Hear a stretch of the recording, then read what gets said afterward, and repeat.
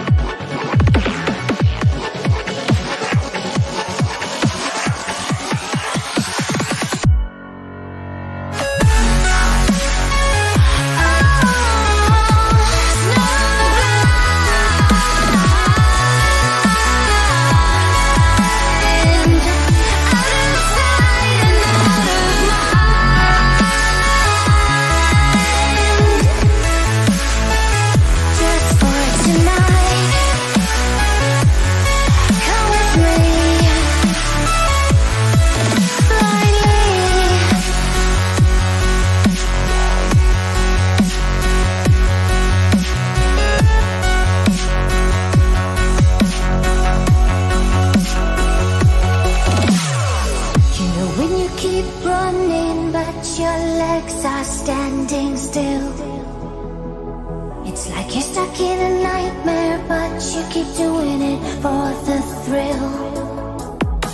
Well, this is reality, you only live it once, so wake up from your dream. But just for tonight, let the lines get blurred, let your thoughts be free, let your thoughts be free.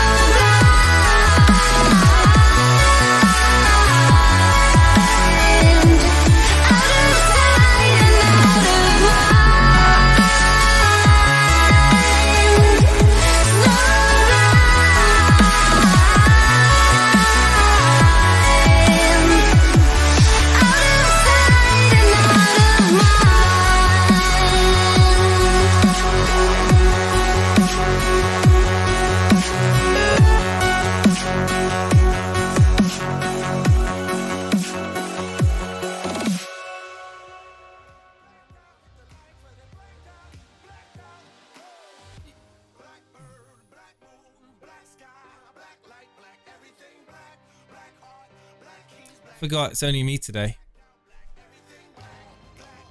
It's only me for the moment until we get Steve-O up here on the here we go. There's a chat. There's a chat. How's it going, guys? As I was sat here thinking, what do I say?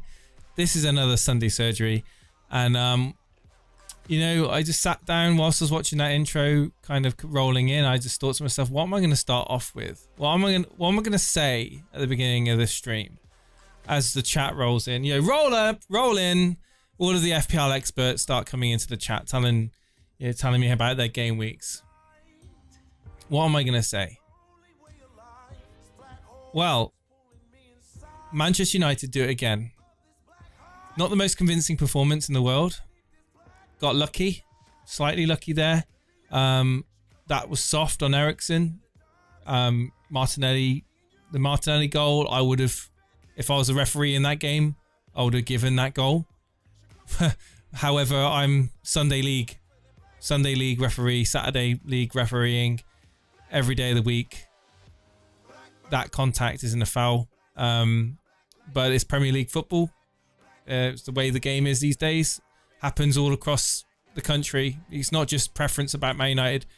those get given all the time as fouls, even though I don't think they're a foul. I like to see physical contact in the game. I like to see fighting for the ball. However, we got lucky and we hit them on the counter-attack. Marcus Rashford does what he does best. Gets in behind the defence. Lovely ball. Lovely vision from Christian Eriksen. Bruno Fernandes popping the balls over. And I would say that, you know, we performed very well at the back again. Manchester United have actually got a defence. You know, we've actually got a defence that looks convincing. Jesus, absolutely amazing. He was all over. He was all over Martinez. You know, was causing problems for Varane. Large parts of the game. On another day, he could have had a clear chance to score, but I thought he was dealt with really well today in the end. I think every United fan watching that would be very, very pleased with the spirit in the squad. I'm just really glad that we're able to defend and attack, and the transition from defense to attack is the United of old. Getting the ball forward early. No diddly dally in the midfield. Just get it up early. Deal with it. Get through one-on-one. Marcus Rashford isn't going to miss. He loves those one-on-one opportunities. But yes, Marcus Rashford, the player that everyone told me that I should not be getting into my team. The player that was like, hang on a minute, 6.3 has gone down in value. What are you bringing him in your team for? You know, and when everyone else is getting Harrison in their teams, you know, Pascal Gross, you know, etc. Louis Zaha was actually more brought in probably from the elite FPL managers out there than Marcus Rashford, who, you know, which fair play. I mean, he did have a bit of a spell, you know, a patchy spell. But at the end of the day, he is a confidence player and he's got confidence back in his game. And this is the thing, that goal against Liverpool would have done wonders for his confidence. And when I brought him in, I knew he was going to get opportunities. The Man United signing, you know, Anthony on the right hand side, that's a good signing. You know, competition for places in that United squad is one. We were saying time and time again, those players last season, they were just complacent. They were not playing as a team, not playing as a unit. There was no competition really for places. There was no midfield competition anyway. And essentially, we're at a situation now where, you know, McTominay's not guaranteed. You know, we're in a situation now where Rashford's not guaranteed. You know, Sancho's not guaranteed. And now it's like, hang on a minute, we need to play. We need to perform. Because if we don't perform, then we're going to get rotated out. So, again, Man United, we're doing things right. We haven't turned the corner yet. I'm not getting too carried away just yet. We haven't turned the corner yet, but we are showing the right signs that we are playing the right style of football under Ten Hag. We've got the motivation, the spirit. We've got, you know, players high-fiving each other when they put in a tackle, they block a shot, they shepherd the ball out for a goal kick. These are signs that the team is playing for one another. And when you've got a team playing for one another, that's when the magic can happen. They said relocated Jason. What do you think about that? Just idiots. Absolute idiots. VAR ruined 2 legitimate goals today. A cracker from Martinelli and a rocket from McAllister. I mean, VAR, right? This weekend, VAR has thrown up some issues of old where controversies come back into the game. But it's not VAR that's the problem. All right, let's just stop there. Stop there. It's not VAR that's the problem. It's the human beings that are looking at the VAR. That's still the failure point. That's still the point of failure there. You know, mistakes are made. Martinelli goal, I said a minute ago, if I was refereeing that game of football and not a Man United fan, you know, the challenge comes in on Eriksen. I think it was Saka on Eriksen, if I'm not mistaken. That isn't a foul. That is not a foul, and that goal should have been allowed. And that would have changed, possibly could have changed the whole dynamic. However, for whatever reason. That said, Premier League football, week in, week out, you will see fouls like that given week in, week out. I don't care what they say about we're trying to make the game more physical these days. You touch someone in the you touch someone in the Premier League and they go down and you don't get the ball, you don't touch the ball, it's a foul. Does it make it right? No. Do we want to see it? Not necessarily, but they will give fouls for that. And you know, the thing I do want to say is that the referee, I felt had a good game. He could have blown up with the foul on Bruno Fernandes. He played advantage. I love seeing referees play advantage. I really do. So you know, hats off to the referee for letting the game continue and play on. So yes, welcome to the stream. If you are new here, hit the like button, hit that subscribe button if you are new. If you want to come on and talk to me about your game week, let me know. We have got the Discord open, and Max Roberts with a £20 donation has just thrown in here. Well played, Jace. Well deserved, mate. Congrats on the Man United win and the Rashford pick. Humble pie for me and some others. Hope someone had a good week. Hope everyone had a good week. Keep up the good work, Jason and Steve-O. Like and subscribe. Thank you so much. And with that said, I don't know why it's not come up on the screen. There we go. Here we go. Max Roberts 1 donated £20 through Super Chat. Well played, Jace. Well deserved, mate. Congrats on the Man United win and the Rashford pick. Humble pie for me and some others. Hope everyone had a good week. Keep up the good work, Jay. Thank you, Max. Is that the 20 quid for the charity donation? Just wanted to let you know. Just want to clarify that. 52 points, 900k, 600k. I'll take it. Haaland, Tony. Yeah, well done. If you had Haaland, Tony in your team this week, you've done okay. You've done well. Thank you so much, Alex the Kid. On Sky Sports, they said that West Ham and Newcastle goal to be reviewed. What's the point when the game is over? Yeah. Hey, Dread. The quality is better on. Yeah. Twitch quality is much better than YouTube. The Martinelli goal was illegitimate. No, it wasn't. It wasn't illegitimate. Denver, mate, I'm sorry. It's not. Like, championship or below, that wasn't a foul. Championship or below, that was not a foul. And the referee at the time didn't give the foul. Don't forget, the referee allowed play to continue, right? It wasn't I'm sorry, but I love Man United. I really love Man United. Like, I've been a United fan for 20 plus years. No, 30 plus years. I'm older than that. Yeah, forgot my age there for the moment. You know, I think that's not a foul, man. That really isn't a foul. I'm really sorry, it's not. And that's a legitimate goal. It's been chalked off, but that's the way it goes. That's the way it goes, and that's the Premier League for you. Unfortunately, they will give fouls like that. You know, I want to see players going in on each other. I don't want to see players getting studded or, you know, down the back of their shins or, you know, elbows to the ribs. I don't want to see any of that, but I want to see two players going up against each other and fighting for the ball. I think everyone wants to see that. They want to see the physicality of the game. We don't want to be like, touch a player, they go down, oh, it's a foul. That's a joke. However, that's the Premier League.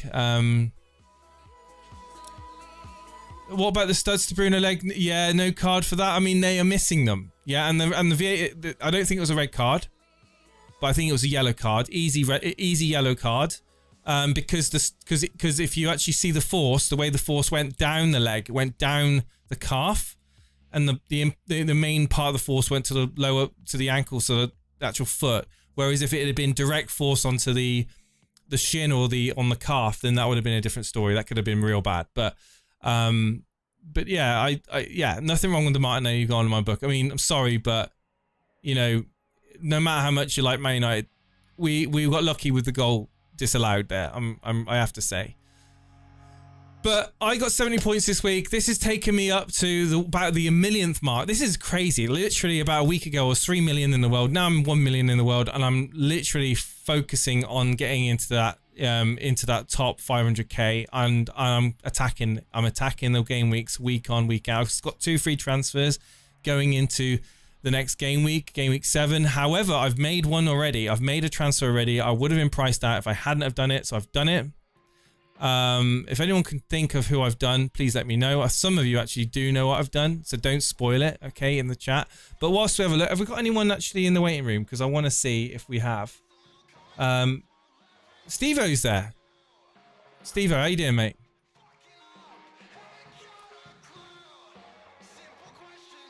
Can you hear me okay? I can hear you perfectly fine, mate.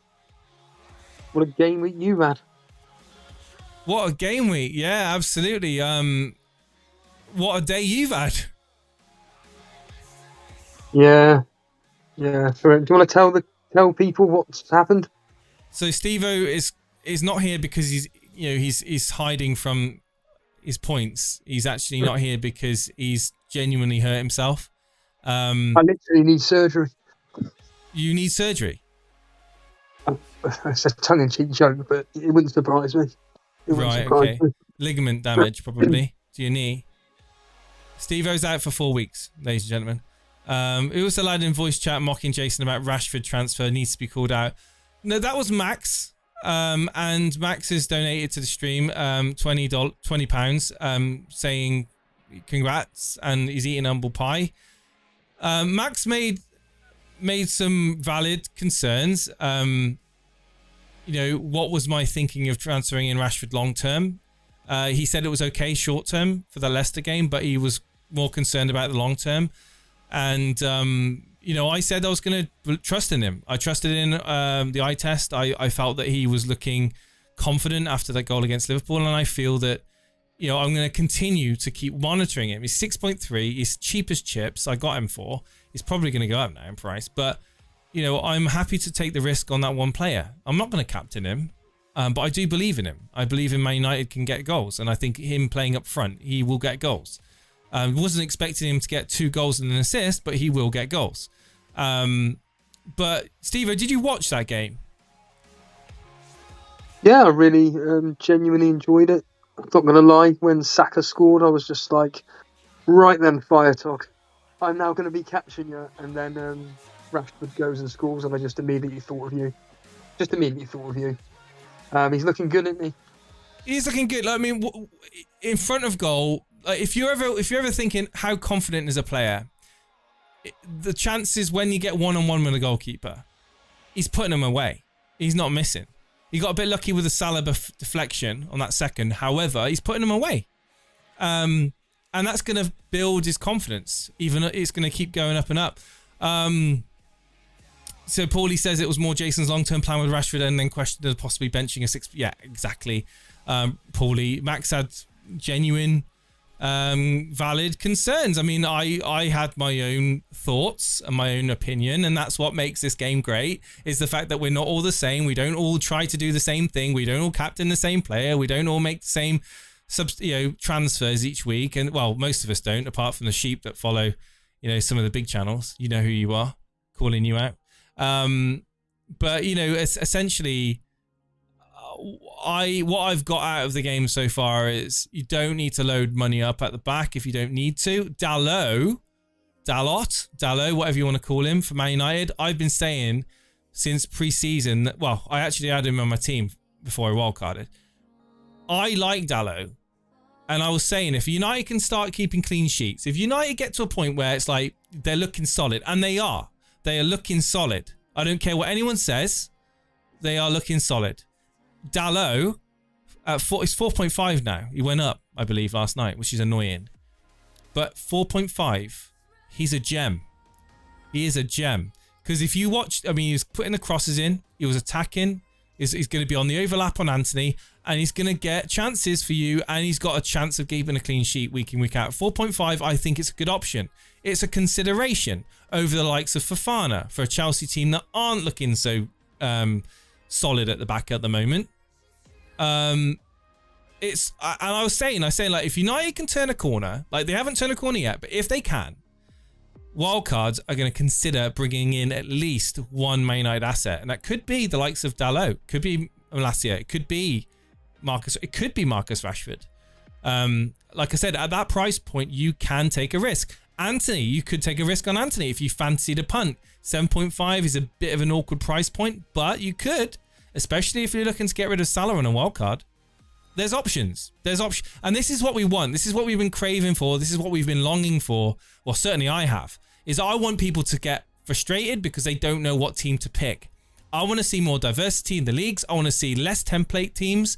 And I want to see the people that are not afraid to make a decisive transfer get the rewards for doing so. So well done, people that stuck cold at Tony. Well done, Pascal Gross. I mean, Pascal Gross was transferred quite a bit. He's, well done those who played Nico Williams. I mean, there was David who captained him. I didn't think it was a good idea, but he got a return. It's not ideal, but he got something at least. So yeah, that's me. 70 points. So it takes me just around the 1 million mark, which is I'm really happy with at the moment. The way I with total points of 375 points. So that's where I am. Steve-O, talk to me about your weekend first and foremost. Let me bring your team up on the screen. Bar the injury, you must be hitting the wildcard button, surely. I don't feel I need to hit the wildcard button yet. There's a couple of fires in my team I need to put out. Kulusevski, Harrison. Have you got two transfers Salah. Or one? I've got 2 free transfers. Okay. Sorry, Kulusevski, Harrison, and Robertson. They're the 3 fires. I've already done. I did it last night anyway. I did it on stream. I did Trippier in for Robertson. That's done. Oh. Okay. And I'm happy to do a -4 for Kulusevski and Harrison. I haven't really looked into anything, to be completely honest with you, but Salah's walking such a fine line. How stubborn are you going to be with Mohamed Salah? Like, how many games does he have to play average before you decide enough is enough? 13 million is too much in my team. I don't know. Once his fixtures start shaking, I don't know.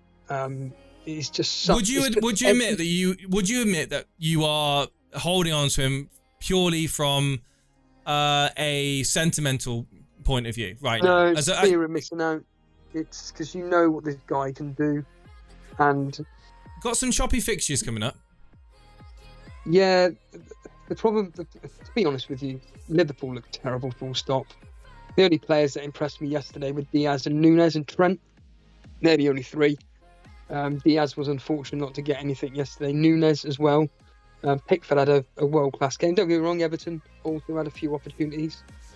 But Salah, have you seen the video I put up yesterday? The clips from the show. Yeah, well, yesterday?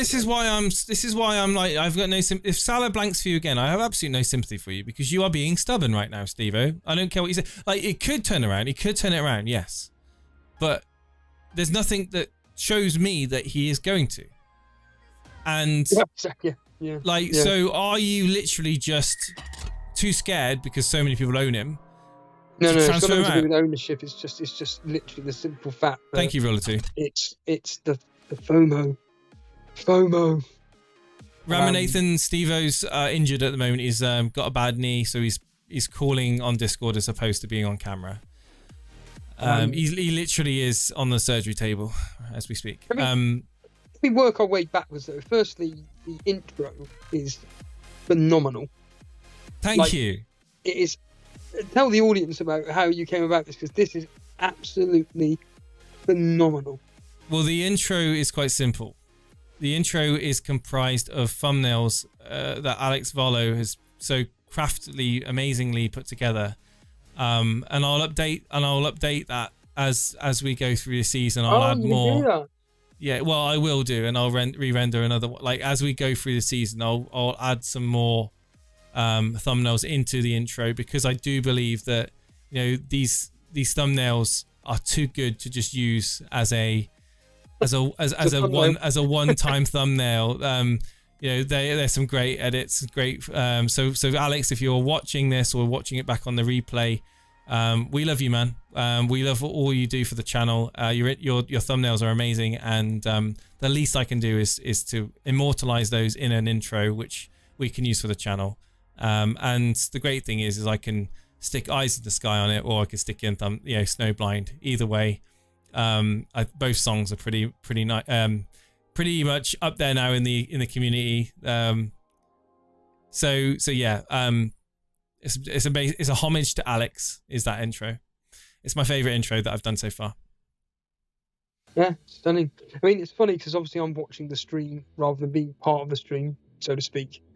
Or more to the point, actually, got a camera in front of me, and it's just really surreal, and it kind of like helps me understand as an audience member, for anybody who wants to come live on air, how good it is to be coming live on air. That sounds really convoluted, but I'm sure. How do people get on air? Well, if they're part of the Discord, which I'd like to think they should be. If they're not, there's a link in the description. You just jump to the Discord. In the left-hand menu, there's a menu that says waiting room. You just simply click on that button and you can jump in. I will say as well, though, Aston Villa scoring was just such a pain because obviously I had John Stones. Yes. My little differential. I thought of you when they scored. I thought, oh, that double clean sheets wiped. World class strike.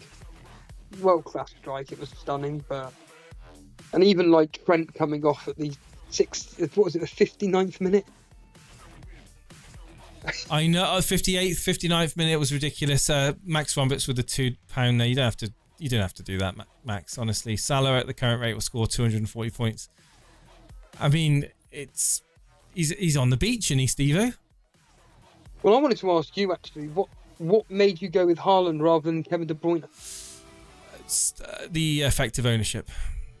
It killed me last week when I didn't captain him, and essentially with owning Haaland, if you don't captain him, you are basically hoping that he scores 0.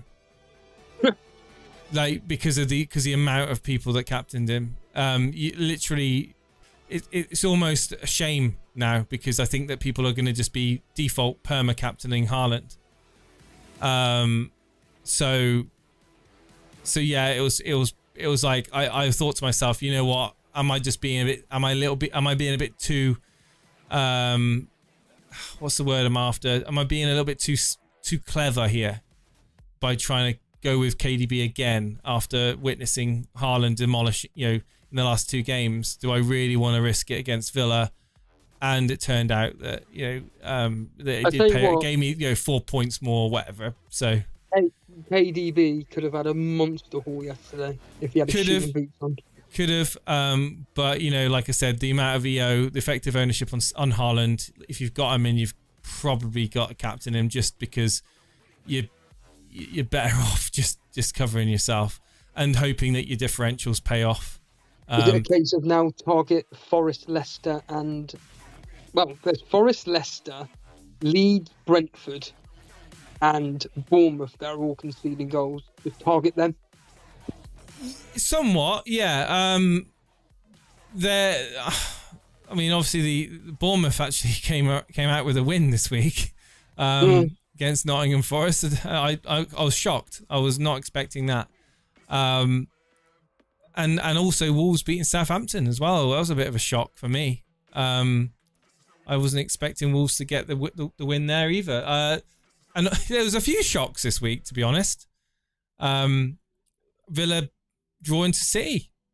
And I'll be honest, Man United winning 3-1 against Arsenal. That was probably a shock to a lot of people. Let's be honest. Let's be realistic now. As a neutral, as someone that doesn't support Man United, I think the majority of people would have thought maybe it would have been a 1-1.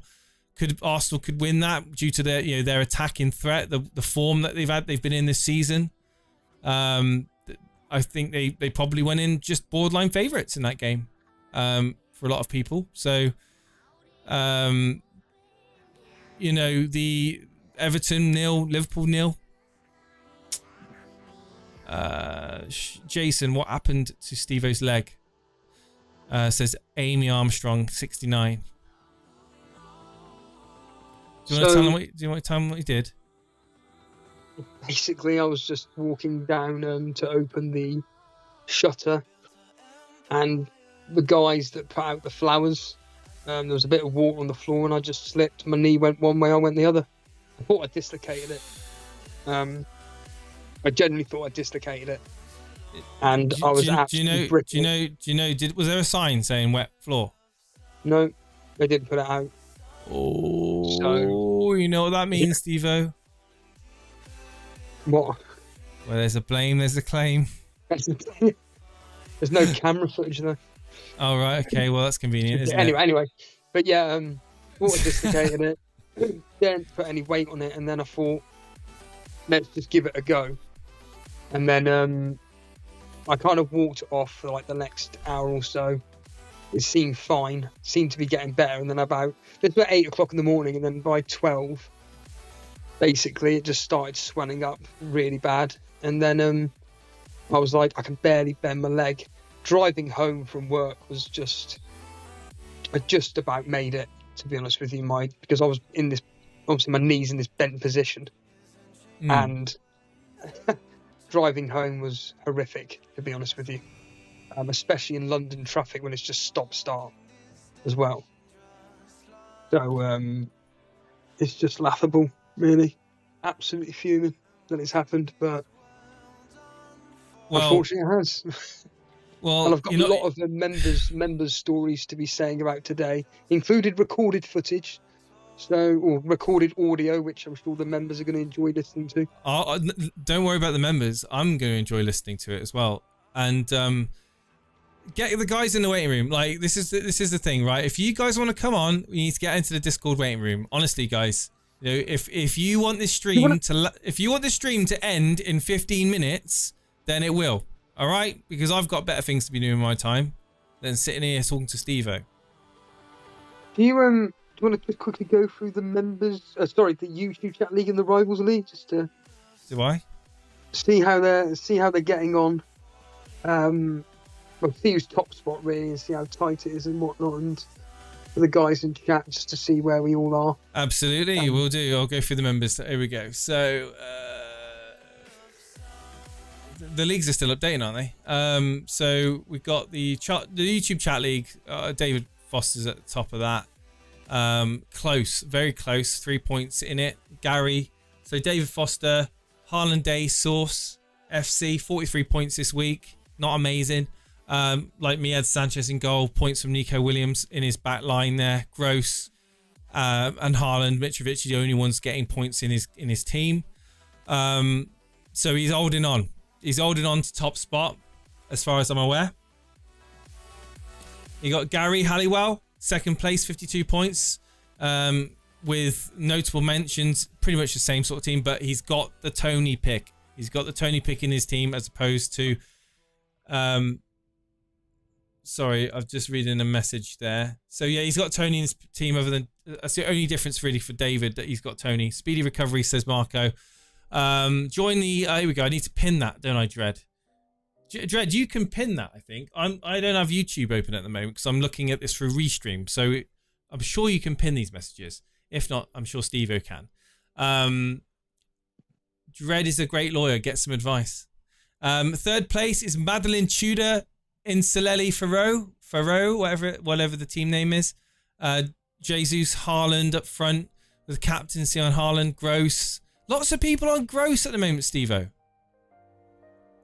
I've seen lots of people getting in Gross. Trippier is in his team. He's essentially just, whatever number he is, just behind the strikers and everything. He's a creative player. He's 5.9 at the moment. Playing for a Brighton team that are finally scoring goals. Bargain. Do you think he's better than Martinelli?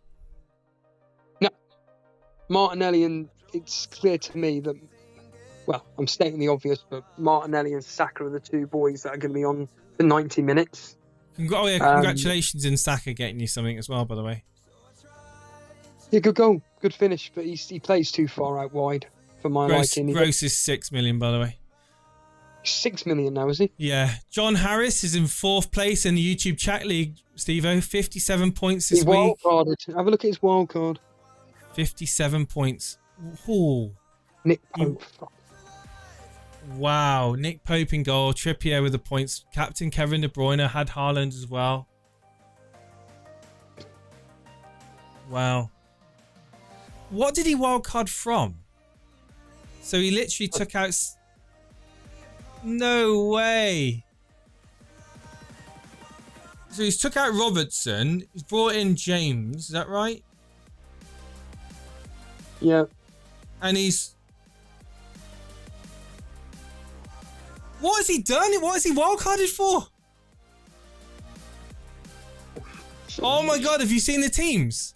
Game week 5, he's got De Bruyne, he's got Haaland, he's got Jesus, he's got pretty much the same team. He's wildcarded to get Gross and James in his team.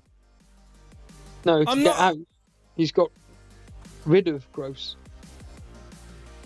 Sorry, no, he's got rid of Gross. And who has he brought in? Let's have a look at his transfers. I need to go through his transfers here because I can't easily see it. So he wildcarded and he did Nico Williams to Cucurella, James to Robertson. No, sorry, I beg your pardon. He brought in Nico Williams for Cucurella. He brought in James for Robertson. He brought in Gilmore for Gross. He brought Iverson in for Ward, Trippier in for Salah, and Mitrovic in. So he's basically got rid of Cucurella, Robertson, Gross, and he's brought in James, Trippier, and Mitrovic. Well, and he benched Mitrovic as well. On a wild card.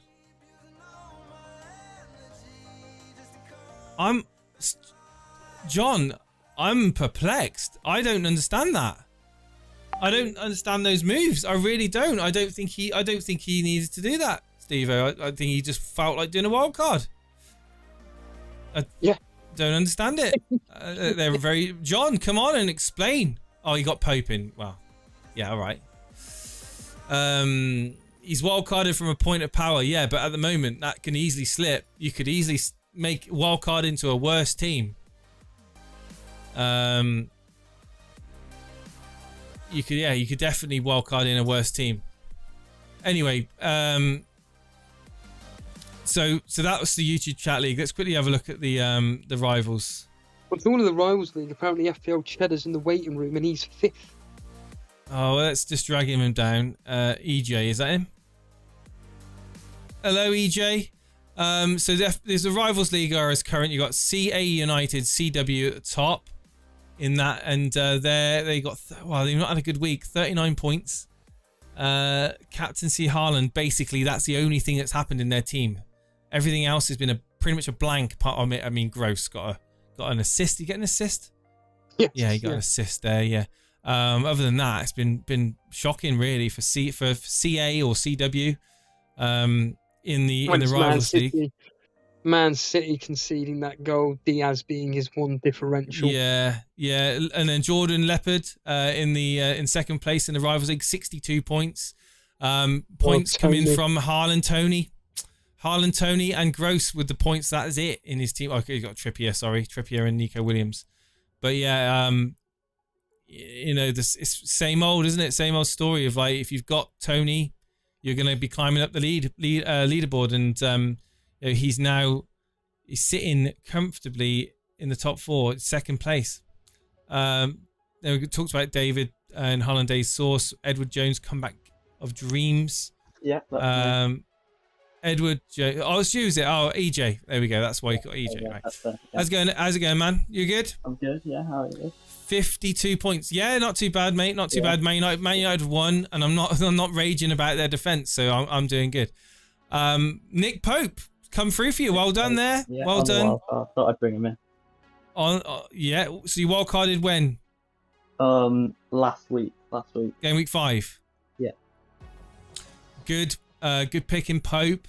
Got on the Gross bandwagon, it would seem. Got an assist from Gross. Captain Haaland. Are you going to be one of these people from now on that's going to be constantly captaining Haaland week in, week out because he's just a cheat code, is what Steve-O would say? I'm not sure, to be honest. Speaking of captaincy, I believe right now in the world I'm top on captain points, which is a bold claim to make. But on all the tools, I'm top for for captaincy points. So, and if you look through my captains, I've got good points every week. So if you have a look at Let's that, have a I look. think Let's have a I'm look. not MC. top tier. Game week 5, you captained Haaland. Wow, nice. Yeah. 82 points. Wow. Game week 4, you captained Trent Alexander-Arnold. Oh my, That's ridiculous. oh my god, dude. Yeah. God, you're absolutely bossing it. This is my FPL claim to fame here. So Game week 3, game week 3, Salah. Yeah, got your return with Salah there. Your best captaincy pick was Saliba. You got it. You messed up there, dude. Should have gone Saliba. And then game week 2, you've gone. Oh my life! This is disgusting. Wow, 28 points from KDB game week 2. Yep. And yeah, then your captain Salah game week 1. Amazing. So it's the rest of your team really that's just not been going amazingly for you. It's been your captaincy picks week in, week out. They're constantly coming through. Out of curiosity, who are you captaining for game week 7? I've had people messaging me on Twitter and stuff saying who you're captaining. I'm not sure yet. To be honest with you, No. We can talk about it in private after the stream, right? I was looking at Jesus, but after today's performance, he just didn't do anything. Jesus, to be fair, he was up like I may be a bit biased, but Martinez and Varane have got this amazing partnership right now, okay? And they are making it difficult for any forwards to try and get any space in and around the penalty area. I thought that Jesus did brilliant today. He held the ball up. He was physical. He did a job. He did a good job. And I think that going forward, he's going to get a plethora of opportunities to score. So I don't think he played poor, is what I mean. Yeah, no, I agree with you there. He didn't play badly, but I don't think he didn't look like a player who was going to score at any point. And if you look at what he got, there was one moment that he tried to do too much in the box. I don't know if you remember, but he was dribbling in the box, and then instead of cutting to his right, he went to his left and went away from the goal. And I'm like, why have you done? Why have you done? Like, he's in form. Maybe is he in form though? Like, is it because for me, he's got the 2 goals and the 2 assists in that one game. And apart from that, he's got 1 goal and an assist in the other 5 weeks. So, I'm not sure, to be honest. Yeah, but forget about today's game. I mean, it was only the Fulham game that, barring, okay, since Crystal Palace opening day, he didn't do nothing in that win. But essentially, from that point on, Leeds at home, he got 2 goals. Bournemouth, he got an assist. Fulham, he blanked. But then Aston Villa, he got a goal in there. So, I mean, he's playing well. He started off well for Arsenal. He's looking. When you watch Jesus play, he looks good as a player, right? He looks good as a player. Yeah. I'm not denying that. I'm not denying that at all. And I think for the price point, don't forget, he's another one which is outperforming, in my opinion, his price point. Maybe. I mean, if he blanks for the next game, then people may start thinking again. But who else are you going to get in at that price? If you've got Jesus in now, you drop down a little bit, wouldn't you? You drop down a bit to Tony or Mitrovic. Yeah, you could go Tony or Mitrovic. Yeah, possibly. Disguise says, "What's the new intro song?" It's not that new. We've used it a few years ago. We used it. It's called Snowblind. It's by AU5. So is Jesus on in? So what are you saying that Jesus is you're not convinced with him? You're not convinced to keeping him in your team? Is that what you're saying? Sort of, yeah. Unless I'll give him Everton and Brentford. I'll give him Everton and Brentford, but then he's got Tottenham, Liverpool, Leeds, City.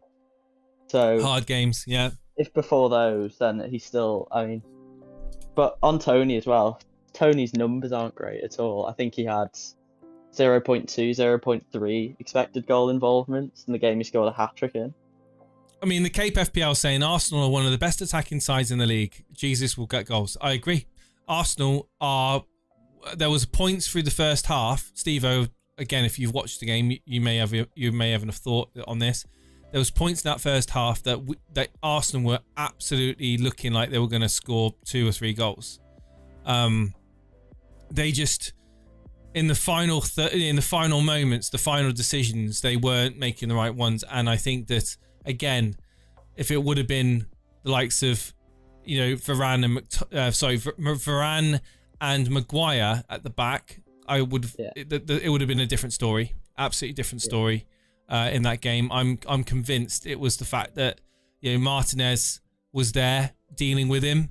They're both physical players, and essentially that game could have gone completely differently. And I like the point that the Cape FPL makes. Arsenal are one of the best attacking teams in the Premier League, if not the most free-flowing at the moment, as Steve-O likes to say. He will get chances. He will get goals. So yeah. I think he'll get goals. I think he'll get sort of. I'd imagine he'll finish the season between 10 and 15 goals. That's my prediction for him. But I don't know if that's worth 8.2 million, and I don't know if that's worth keeping him. You were thinking of Jesus then. So who would be your next pick? Salah, Haaland?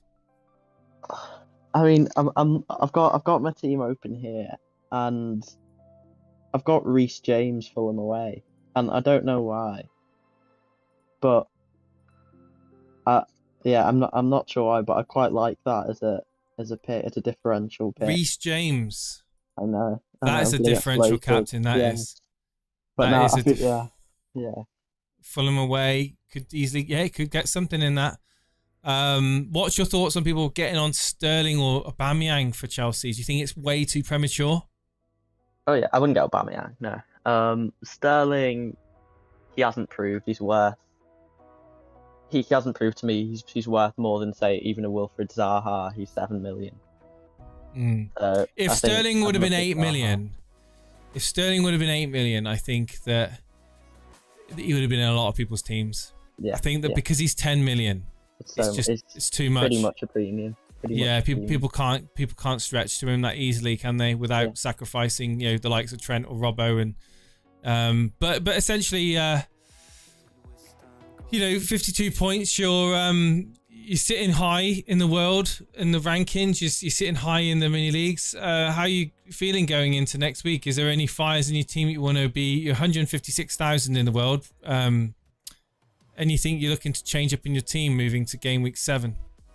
For game week 7, I think I'm going to bank. I've sort of decided now that the point of my wild card was to sort of bring in lots of shield players, if you like it, instead of sword picks. Go for shield picks to protect the rank that I'd gained from those bizarre captains I'd picked, which did well. But so I think I'm gonna try to be a bit more sensible now. I think I'll roll this week. I'm happy with my fixtures for next week, and then the players I'm looking at Mitrovic, and I'm looking at Zaha. Those are probably the main 2 on my list. Right. Okay.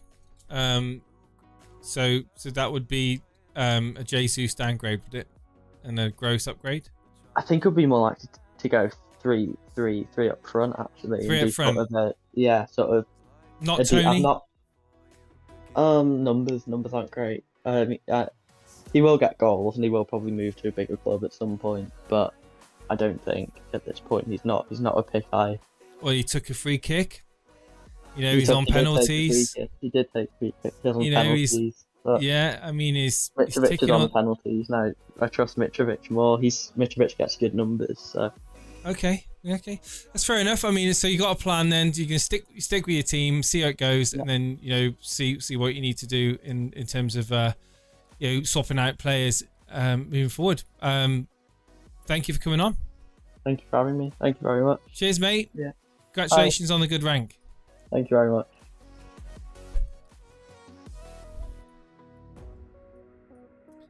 Edward, everybody. Podner was next. Hey, Podner, how's it going, dude? Podner. Hey, congratulations on your week. Thank you so much. Congrats. It like I said, it was nice to have a Man United asset in that game. And it was even more of a bonus that it was the one that got the points. Yeah, I unfortunately I only had two. I got Anthony in straight away. Oh, okay. What did you think of Anthony? I'm very excited about him. I'm so relieved that we finally got him. Never mind the price tag. He looks confident. He looks fired up straight off the bat, which you would expect from a player just signing for a club, a big club. And I think the crowd helped in that sense. I think the crowd's day at Old Trafford was phenomenal. Correct. One of the best home crowds seen, for a long time. And the energy is there, and he's going to offer that dynamic that Sancho hasn't been able to, I believe. And I can see that. I mean, that little flick, that little back heel, back to Dalot was cheeky, wasn't it? That was cheeky. He's not afraid to take on players, and I think that that cut inside on his left foot, finesse shot into the top right corner. I can see him scoring some of those this season. I really can. Let's just see how he goes. Let's not put pressure on him. Let's see how he goes, and it's looking encouraging. And he's got the ingredients. I mean, I think it was great to see him score off that right hand side. But what really impressed me was the 3 or 4 defensive plays that he was making on both sides of the pitch down that sideline there, and he came straight into the team. I mean, a guy who's won the Champions League 5 times, who we've been after for even longer, didn't even make it straight into the team, whereas this guy went straight in, right there, right winger. McTominay today looked good, didn't he? To be fair, maybe we talk about players that are starting to having to fight for their place. If they don't fight for their place, they're going to be benched, and that's it. That's their chance gone. So is it the kick up the bum that McTominay needs? Is it the kick up the bum that the likes of Rashford needs? In terms of getting that confidence, getting the goals, fight for your right to start. Hello Gary, how you doing, mate? Currently watching from sunny Mallorca. Nice one, dude. Whereabouts in Mallorca are you? I've been there. I went to Palma once. Went to what was the place I stayed on? I can't remember the name. Praia de Luz, is it? Something I don't know. There was a nice. Oh God, that's going to do that's Calador, Mallorca. I stayed at, very nice place. But yeah, going back to your team. Let's quickly get it up. Whereabouts are you in the Rivals League? On the bottom. I'll put it in the team screenshots. Oh, that's easier. I'll look for it in the team screenshots. That's better. Yeah. Otherwise, that's easier for me. So Martinez in goal. For next week, you got James, Cancelo, Perisic, Trippier, Anthony, Fernandez, Son, Luis Diaz, Alvarez, and Darwin. Oh, wow, you are going different, aren't you? I didn't plan on it. It just happened naturally. 9% template. How does it feel not owning Haaland? Honestly. Well, I was okay with it. The first 3 or 4 weeks. The 5th week, I got Alvarez in and got the brace. This last week, this current week that we're in, it was a bit nerve-wracking. I had KDB for 4 weeks. I basically went KDB out, Alvarez in, KDB to Fernandez. I asked Steve-O, I asked you 2 weeks ago to get out KDB. I wanted to bring in Fernandez. I thought I was crazy. On me, Jason. Unfortunately, KDB blanked. Fernandez scored, So I went ahead and did it this last week, and yeah, it's difficult not having a guy that's 76% owned, whether it's Jesus. So hang on, are Holland. you purposely trying to do a No. non-template team? Well, I mean, my back line is somewhat template, isn't it? Yeah, but that's where it ends, right? Yeah, four of your team, I would say is yeah. I mean, but seven of those players are like for me aren't template. So why are you going so different? Well, I really enjoyed having Alvarez in, Bruno in, Darwin in, Anthony in. I like those players. But you might like the players. I mean, I like Bruno Fernandes, but I don't like him as a bloody fantasy football asset. There's a difference between liking a player because you like the player and liking the player from an FPL point of view, partner. So should I be playing this game to win FPL, or should I be playing this game to enjoy football? No. So you don't have to play this game. You don't have to play this game to enjoy football. Correct. But playing the game helps me enjoy football more. But I don't really think that just because 70% of all players bring in an asset, that it's necessarily the asset to bring in. Not. I think Holland's a great player. I think Jesus is a great player. Don't get me wrong. They just don't float my boat.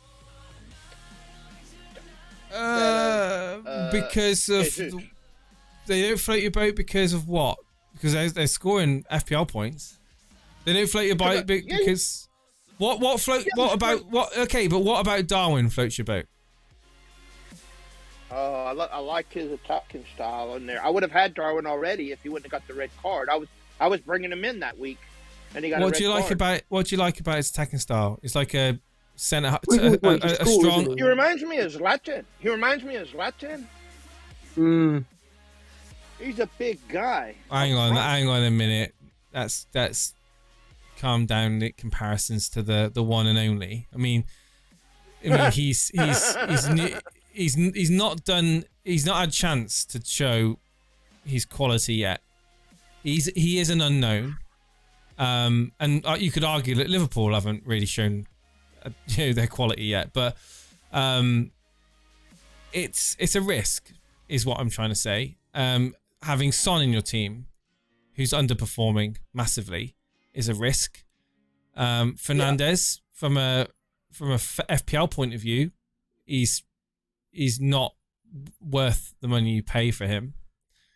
Anthony's a risk because he's unproven. He started very good, but he's an unknown. Alvarez is a risk because he's not going to get starts, and he's going to get small amount of minutes. So for me, and even Luis Diaz now with Jota coming back into contention, he's got a risk of being rotated as well. So so what I'm trying to say is that you've made a team which is on paper not a bad team, but from an FPL point of view, there's risks, big risks. And if you're playing FPL to have fun, then that's fine. But if you're taking FPL seriously, you've gone to risk. Like I love taking risks, don't get me wrong, I really do. But I wouldn't take this many risks in my team. And that's the difference between me and you, right? This is what I was saying earlier on, is that humanity's great because we all think different things. And if you enjoy watching football and playing FPL with a team like this, then who's to say you're wrong? But I've got the hangouts to do that, Jason. Yeah, I've got the hangouts to do that. They tell me all the time I'm wrong. Yeah. But you're not going to change your game. You're not going to change your game based on what they say to you in hangouts. Yes or no? I mean, it affects me a little bit, but not. No, I'm not going to change up my team to do that. Do you have any regrets? Do you have any regrets?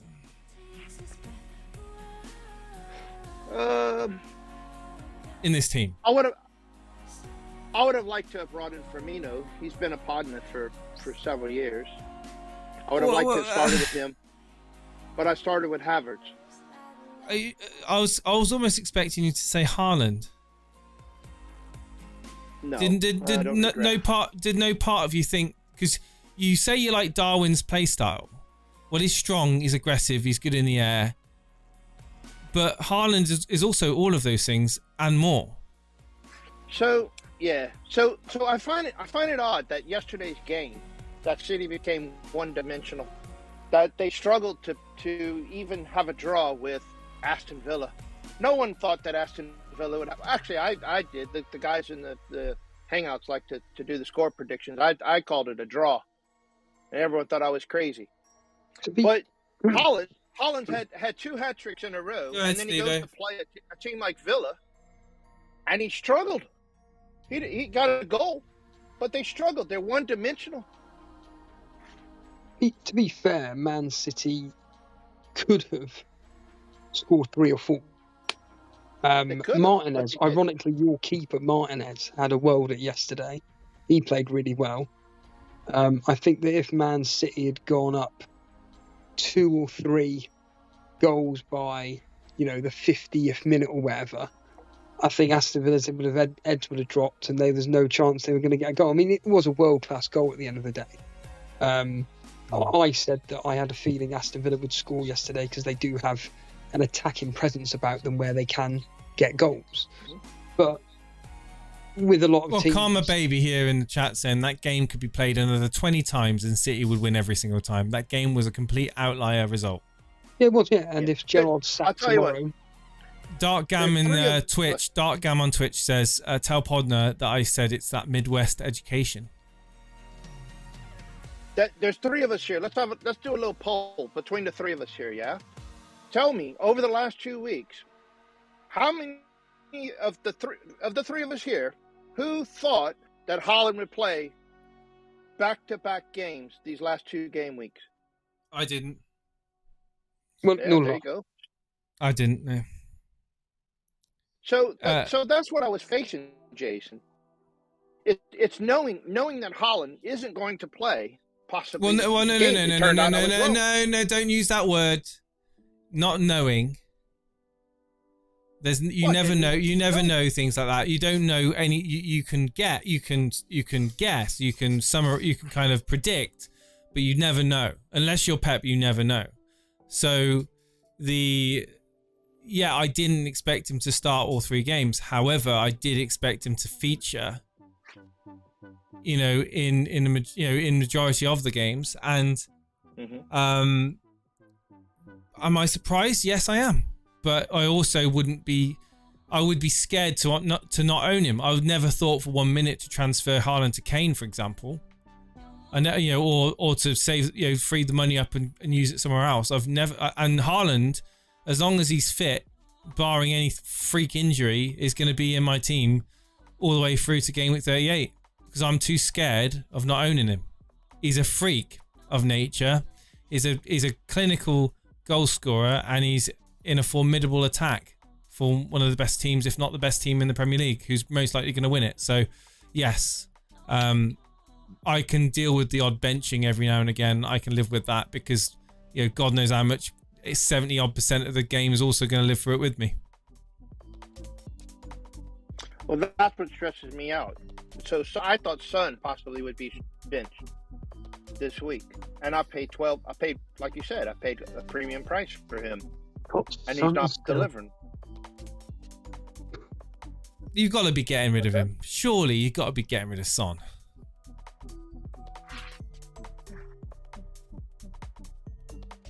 Do you want me to get rid of Son and bring in Haaland? Well, no, that's not a straight swap, is it? But if you've got 2 free transfers, yeah. Yeah.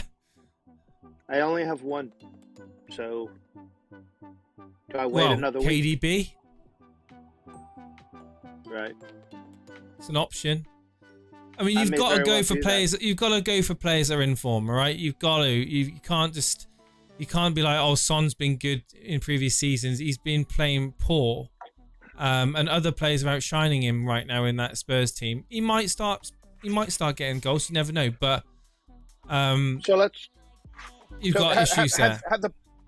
Have you seen the Spurs play the full 95 minutes that they play the last 2 or 3 weeks? Have you seen Son play for 95 minutes? No. I have, and he's not been fortunate in scoring or getting the assist. I think Harry Kane's been very fortunate, Oh, Right. but Oh. I think Son. I can't use the word because last time I did, but I think Son, is there or thereabouts. He's I ready may for a very well haul. Are get rid of you saying he's due a haul? Well, not against Manchester City, is he? So do you think I should bring KDB in to face Tottenham, or should I just stay with Son? I honestly think that Man City are gonna absolutely smash Tottenham, because Tottenham will be playing a high line, and Highline. So Haaland, Highline. yeah, I do think that. No chance. I do.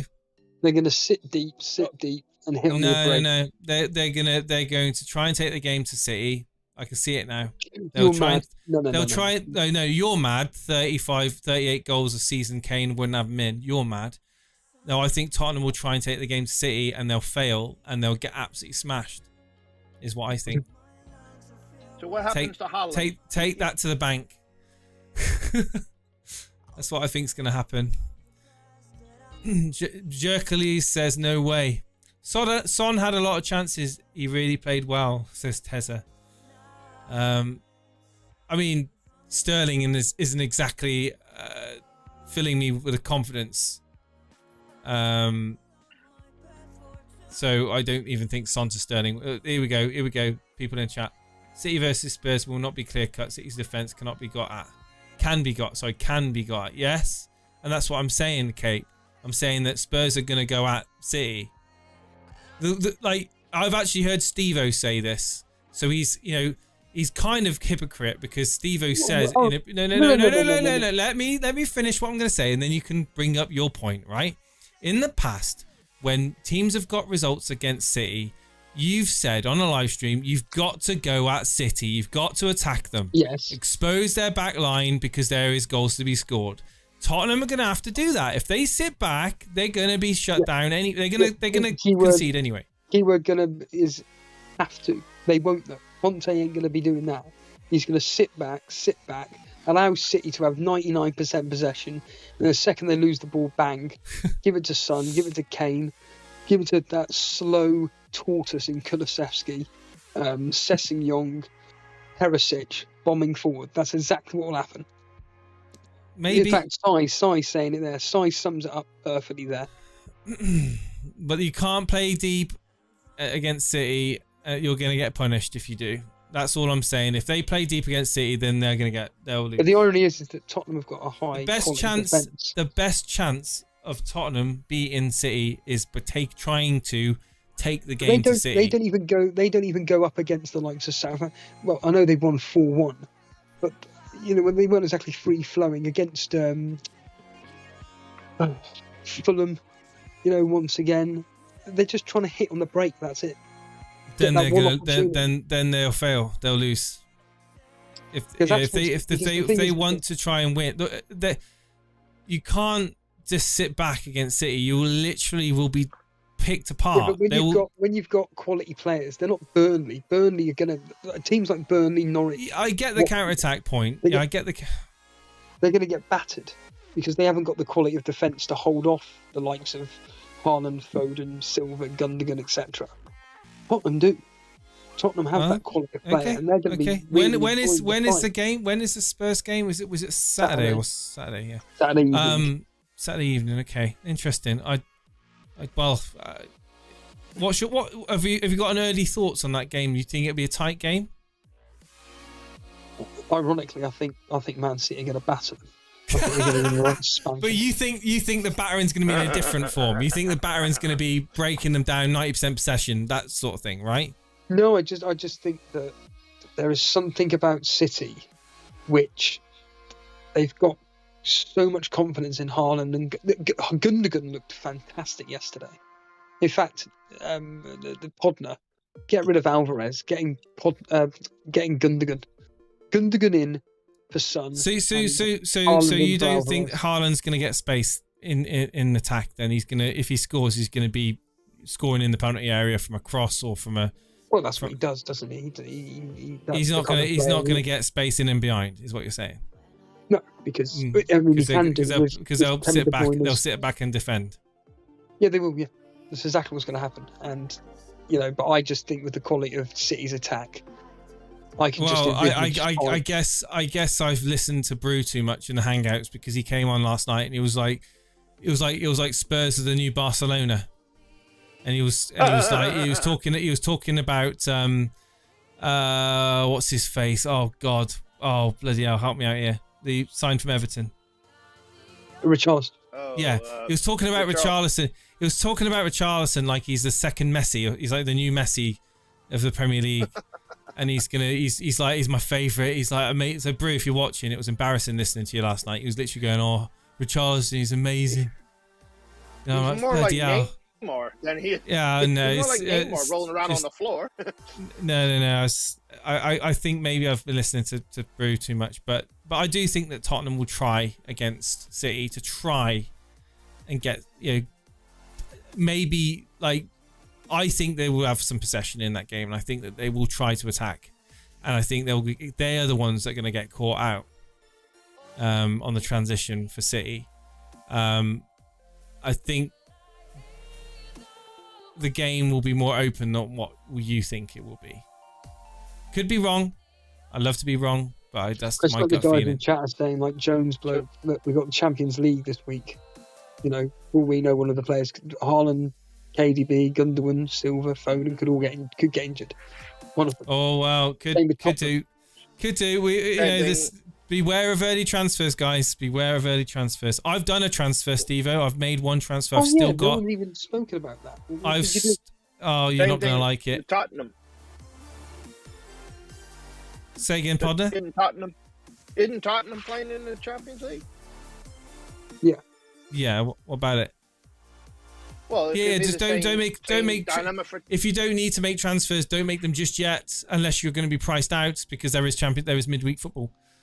Brew did have too many jars here. Yeah. So I really want to end this by saying, Podner, are you confident in your team going into game week 7?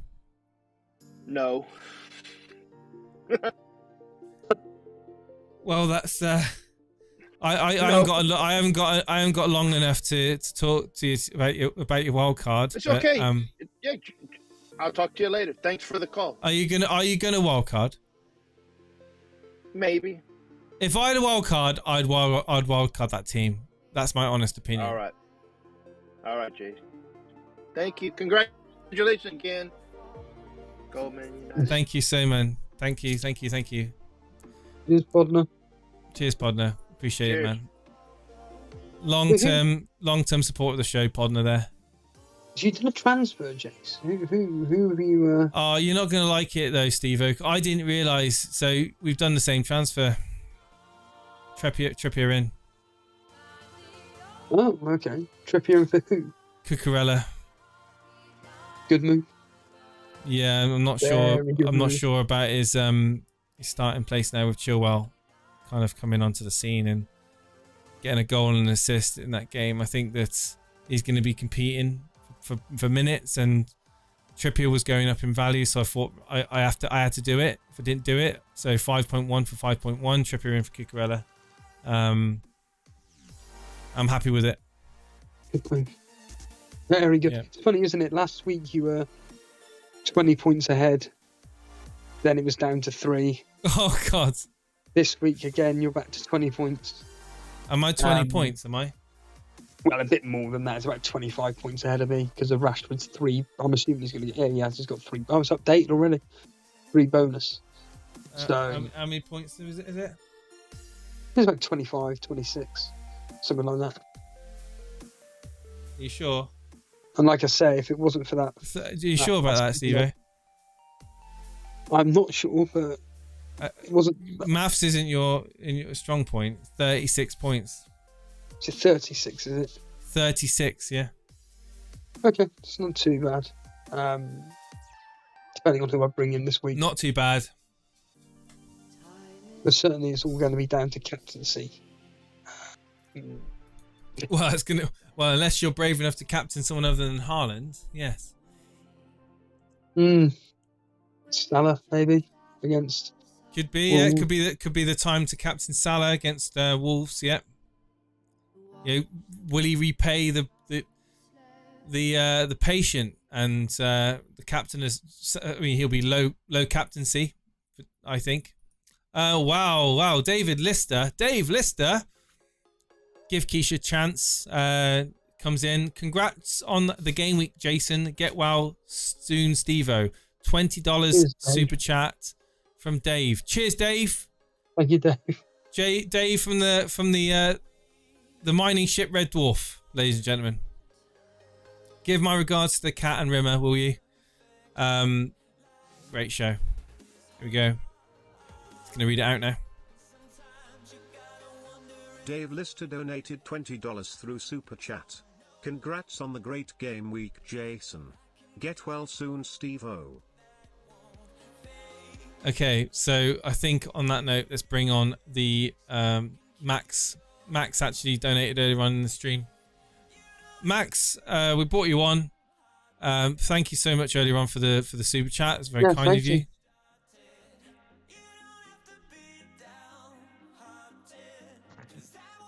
You're live on air, Max. How's it going?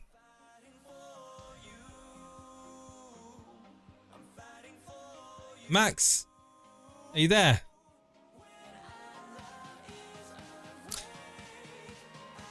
Right, we'll see if you can sort it out.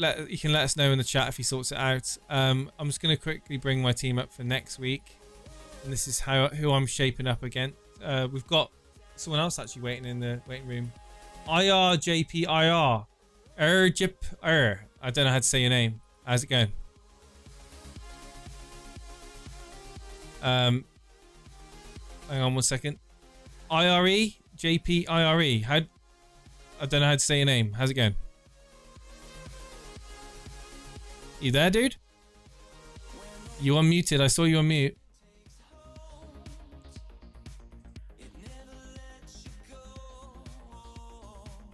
Okay. Let's try Roy. Hello, Roy. How's it going, Roy? Third time. Let's see if the third person comes on that can talk to us. Are you still there, Steve-O? I'm here, loud and clear. So why are people not unmuting their microphones? Why are people not talking to us? I don't get it. No idea. Okay, well, in that case, I'll continue to talk about my team for next week. Next week, my team looks as the following. I am going to go with likely this team. I might switch Fofana for Williams. I don't know who's going to be first sub. It doesn't really matter too much. But Sanchez against Bournemouth, yes. Cancelo, yes. Alexander-Arnold. Trippier is my back three. Which money have you got in the bank? None. Ah, right. Why? Because I was thinking maybe Fofana out for the lot. Oh, I could have done that. I could have done that. But I can't now. Yeah. Yeah. That's a shame, isn't it? You must be gutted about Sanchez today as well. Conceding 2 goals and an absolute battery today. Yeah, but I've done alright with Sanchez. It can live with it. Lots of people got on the Sanchez bandwagon, didn't they? He's gone, isn't he? He's gone, Rodgers, surely. He's lost the team. He's gone. I think so. Saad. I don't know how to say your name. Saad Bougan. Hey Jason, watching you from Morocco. Hello, Saad. Big up. Question: can we expect some surprises on Man City squad after the Champions League starts? There's always a chance you can expect some surprises, but he seems to be sticking with Haaland. I think that at the very least, I think Haaland at some point will get benched, but there's no signs of it at the moment. And Alvarez will just come on. You know, he'll just sub him off 65th, 70th minute. You know, that's probably what I think he'll do. But he's come out and said that Haaland's young, right? So he can play a lot of minutes. Do you want to answer that, Steve? Saka and Martinelli, they're young and they play basically every single minute. So, yeah, you know, at the end of the day, these players are world class. They get all the treatment. I mean, if I had the treatment for me that they get, I'd be walking tomorrow perfectly fine. You know, these guys have got the most up-to-date physios and technology to help them through everything, and Haaland's fine. He's what, 22 years old? You know, it is ludicrous. Yeah. So I hope we've answered your question there. What do you think about the Chelsea defence? Is it a big disappointment? Useless. Just get them gone. Reece James will still get goals or assists. They will play against Fulham next week. Can they stand out for them? They will concede. Is my thinking. But they've also got high output chances. Chilwell, James, Cucurella when he plays.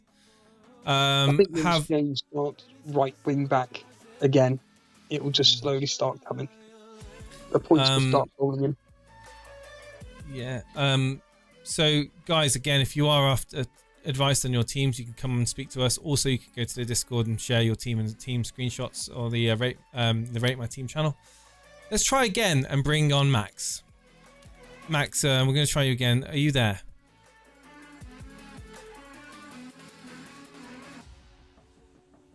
Max Roberts, are you there? I can see you unmuting your mic.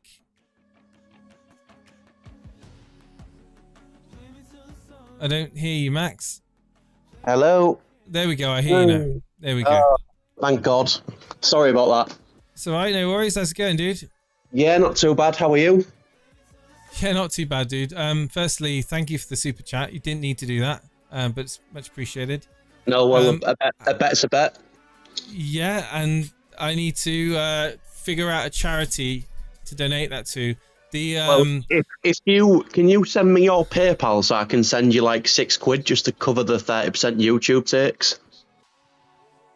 I'll do that, man. I'll that's fine. I'll sort that out. Yeah, it just kind of sucks to basically send you 20 and then you get hit. Yeah. It's fine. It's fine. I think I'm gonna donate it to cancer research. Cool. And I'll donate that and provide a receipt. Don't worry. For what's it called, for Twitter. I'll stick it on Twitter. There we go. But no, thank you so much for the donation, and it will go to charity. Yeah, no problem. What we see of it anyway. That's why I said, like, if you send me the thing, I can make up the rest. Oh no! I'll make up the rest. Don't worry. 20 quid is fine. The bet. Yeah. Do you want to remind everyone what the bet was, Max? Yeah. So basically, it was I'd made a wildcard team 3 games ago. It will have been. So it'll have been last Saturday, I believe. Game week 4, wasn't it? And me and Jason had a bet to see whose team would do better in the next 3 games, basically. So it was that last Saturday, the midweeks, and then this weekend. And I think Jason ended up outscoring maybe by about 50 points. I mean, it wasn't even close. I got punished by the Haaland captain. Then I brought Haaland in. And yeah, obviously Jason picked Rashford, and I'm sure people have heard the video. And again, I'll eat humble pie. That's fine. We all get stuff wrong. I'm What's not your thoughts on Rashford now?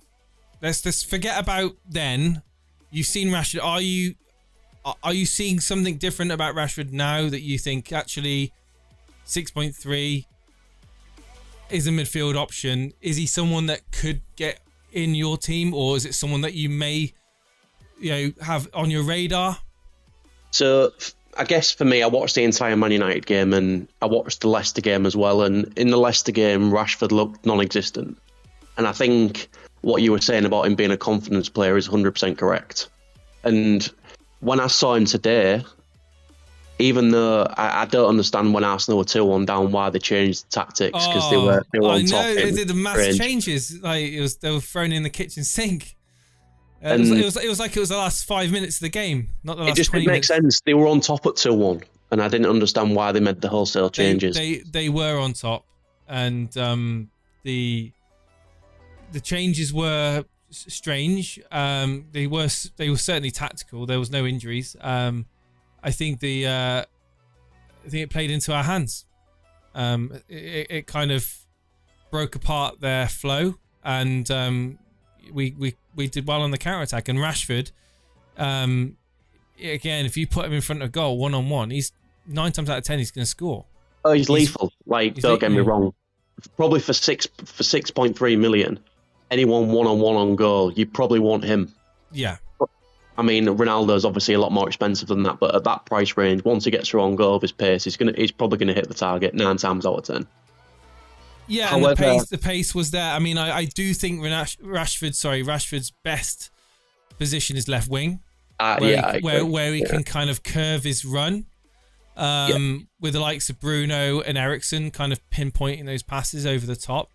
But I have to say, I mean, you know, I feel comfortable having him in my team. I said I was going to monitor him over the next couple of game weeks. I have, and I feel comfortable having him in my team up against, you know, any opposition right now. That could change. I mean, he might lose form, and he may even start to see his minutes in decline. Certainly, as you know, Martial gets closer to full fitness, with the likes of Sancho and Anthony battling it out also for positions and minutes as well. I think that Cape FPL says Ten Hag likes Rashford. Here we go. He says that as soon as Martial is fit, he holds up the ball better than Rashford. Again, it all depends what you want from that player. I would say Rashford is more of a player you can slide the ball through. He's going to get in behind one-on-one. He's who you want there. Martial is more of a hold the ball up, get support from midfielders, diagonal runs into the box, you know, pinpoint pass. It's a different style of play. Against teams that are sitting back, inviting pressure, I'd probably want to have Martial up front, or Ronaldo as the kind of the target man. Oh god, I'm just gonna go back to that game today. Ronaldo could have scored if bloody Fred had got that pass to him. Yeah, and also that Fernandez as well had a chance to square it to him. You know, I do feel sorry for Ronaldo because he's putting himself out. I mean, he was busting the gut. He's still got the ability to get into the box, you know, run at pace. Obviously, he's coming on late into the second half. However, you know, he's still got the energy to burst in, and I'm very surprised he didn't get something today for the effort that he put in. It would have been nice to see Ronaldo get a goal. He deserves a goal for what he's, you know, for the effort he's been putting in. But you know, going back to Rashford, no reason to worry just at the moment. But he is still, like I said, he's still on my I'm monitoring him game week by game week because it could all change that dynamic, and I don't want to be having the merry-go-round of rotation. So let's see how it goes. But yeah, going back to your team, 47 points. Well, let me have just a quick. Oh, sorry. Yeah, go. A thing on Rashford. So again, this might be slightly controversial, but I actually fancy Rashford in the bigger games against your Liverpools, your Man Cities, your Tottenhams. You know, all these teams that do play a high line. I think Rashford actually has more chance of scoring in those games than against teams like Brighton, who will play low block. 100%. And that's why, like, if Man United play Man City, for instance, I think you should play Rashford because although it's an incredibly tough fixture, teams like Man City and Liverpool can be exploited because they play such a high line. And it's maybe easier for Rashford to score in those games than it is to score against a Brighton. Yeah. A team that's going to sit back and frustrate, you know. And, I agree. I do agree. So for you, is he on your radar, or is he kind of like not reliable enough for you? I mean, I think anyone who scores 2 goals has to be on your radar, right? And playing for a club that is probably going to be challenging for top 4 this season, or they would like to be challenging for top 4. Do you think United are turning a corner under Ten Hag, or do you think it's too early to say? I think it is too early to say. I feel like today was a game of moments. And when the goal got disallowed for Arsenal, that was a key moment. Yes. United, what's your thoughts on that? I thought it was harsh. So for me, if you're a Man United fan, if you're a biased Man United fan, let me put it this way, you're like, oh, that's a foul all day long. If you're a biased Arsenal fan, you're like, he hardly touched him. It's a foul, but not all day long. It's really soft. Like if he does that in the penalty box. Yeah, you've seen fouls like that given. You see fouls like that given all the time. The only difference is it's led up to a goal. That's the only difference. For me, the way I see it is VAR was brought in to overturn clear and obvious, right? That's what they're saying. Clear and obvious decisions that are wrong. Yeah. And for me, that wasn't clear and obvies. No. So why did it get overturned? Because I think it's because he doesn't touch the ball. I think it's because he's made contact, gone from behind. He's pushed in, left a bit of his thigh on Eriksen, but the referee didn't give it as a foul, right? In real time, I wouldn't give that as a foul. It's certainly refereeing in the Sunday League and Saturday League, there's different thresholds for that for physical content, but in the Premier League, with millions of people watching, that they said that they're trying to make it more, they're trying to give more leniency now, right, with the physicality of the game. But when you say that and you do something like that, you're going against what you're saying, right? You're almost giving mixed signals to players. So you don't know what you do. You don't know where you stand with your with how how you have to be around other players. And I think that to be honest with you, it was soft. It was a really soft foul. I was, if I'd have been in Arsenal supporters' shoes, I would have felt like that was a perfectly good goal scrubbed off. As a United supporter, I feel very lucky. Thought we got very lucky there. So, do I think it would have changed the game? Possibly, but I felt that we defended well. I felt that we again, we did a good job with Jesus. Jesus was quality today. Like he was quality. Yeah, he was really, really good. Tenacity, the fight, desire, strength, hold up play. I felt that Martinez, Varane did a top quality job again in shepherding him. I think that if that had been Harry Maguire from the beginning, we would have been dead and buried probably by the end of the first half. The way that first half went, and after 20 minutes when Arsenal started turning up. The amusing thing for me was Harry Maguire came on, and within 30 seconds he'd been booked because he'd fouled Jesus. Oh God, he couldn't deal with it, could he? He could not deal with him. But like I was saying, I think it was a game of moments, and the moments went Man United's way, and they punished Arsenal for the moments that went their way, if that makes sense.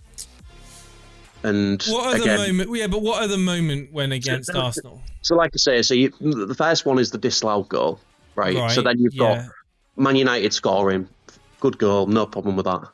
Arsenal. What about the Fernandes rake of the calf? So that was so that for me that was. I don't know if you saw Van Dijk's yesterday, was it?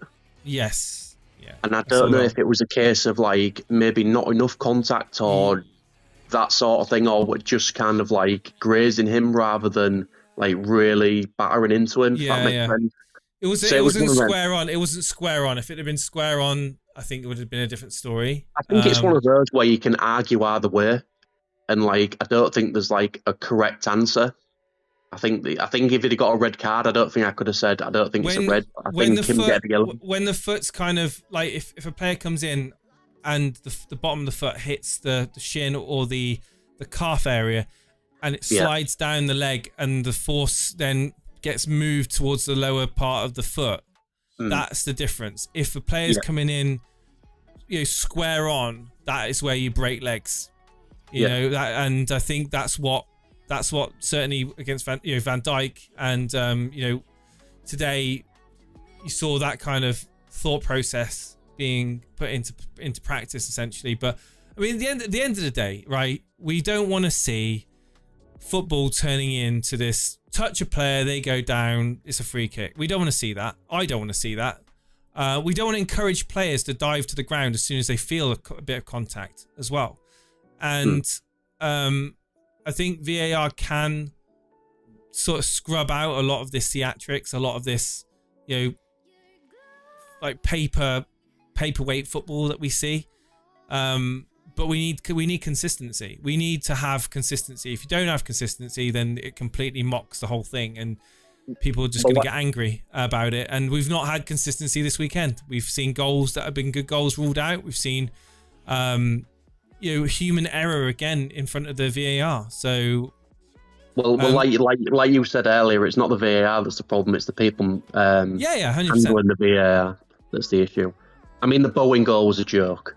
Like, for anyone who saw that, was just ridiculous.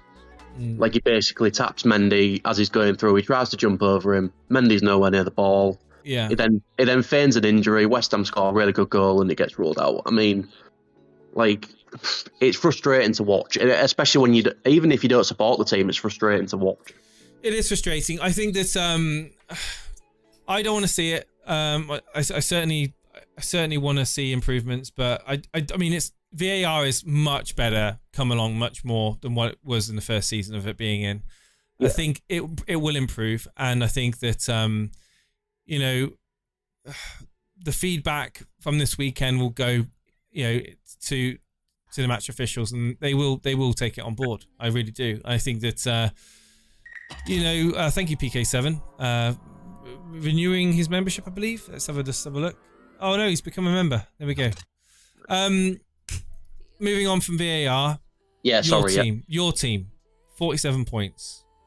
Yeah, so it's quite amusing actually, because the guy that you had on first, I can't remember what his name was. He was basically saying that he was number one captainer in the world, and I feel like I must be like 8 million. Edward. Yeah, that's the one. Yeah, I was like, I feel like I must be 8th millionth captainer in the world, because I've captained Haaland this week, and that is the first return I've had for a goal. I mean, right, since I've started captaining people.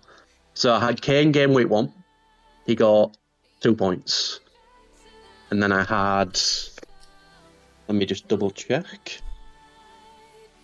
Somebody else. 50 points, okay. Use this. So just quickly answering Yusuf in the chat. I don't know what your wildcard was before. I don't know what your team was before the wildcard, but 50 points is. What's the average this week? 54, 55 points, I would guess. I don't know. It's okay. It's not a bad. It's not awful. Oh wow, no. Actually, average this week is 39. Sorry. Yeah, 50 points is fine. Yeah, don't worry about it. So sorry. So as I was saying, game week 1 I had Kane, got 2 points. The 4-1, he's not involved. I had Haaland game week 2 for 5 points. I have Jesus game week 3 for 4 points. Salah for game week 4 for 3 points. KDB game week 5, 1 point. And then Haaland 9 points. So I mean, I've not really had the rub of the green captain wise, but it is what it is, right? You can't do anything about it. But Are you going to be permanently captain Haaland from now on? I'm in a debate with myself of like, do I gamble because I'm so far behind, or do I just go with the popular pick? I mean, I'm tempted to captain Jesus this week. Thoughts on keeping Almiron? I think the thought is, I'm not overly happy with him, but it's who do I go to? How much is he? 5 mil. Yeah, that's an awful price point. I mean, like I say, if I get rid of Almiron, I've got 5.3 million. Have you got 2 free transfers? No, just 1. I'm rolling this week as well. I think maybe just roll it. So basically, as well, at like a little side point, one of my differentials that actually has done well is Johnny. He's had 2 clean sheets out of the last 3 games. And I feel like he was slightly unfortunate to concede against Newcastle, but again, it is what it is. But now it's time to move him on because they've got Liverpool and Man City in the next 2. And then again, just a side note on Salah. I know he's took a lot of flack this season, from me included. And you got any money in the bank? 0.3. Oh no! I was going to say McAllister For Almiron to McAllister. I mean, Option. look, I can do that. I would just have to downgrade somewhere, but -4. I wouldn't be doing a -4 for no, McAllister. like I said, I'm rolling this week, and I'm just going to play Tony. Going to play Henry. That's fine. Right. Okay. Yeah, like I was saying, a side note on Salah. So again, he's had a lot of flack, and he deserves it.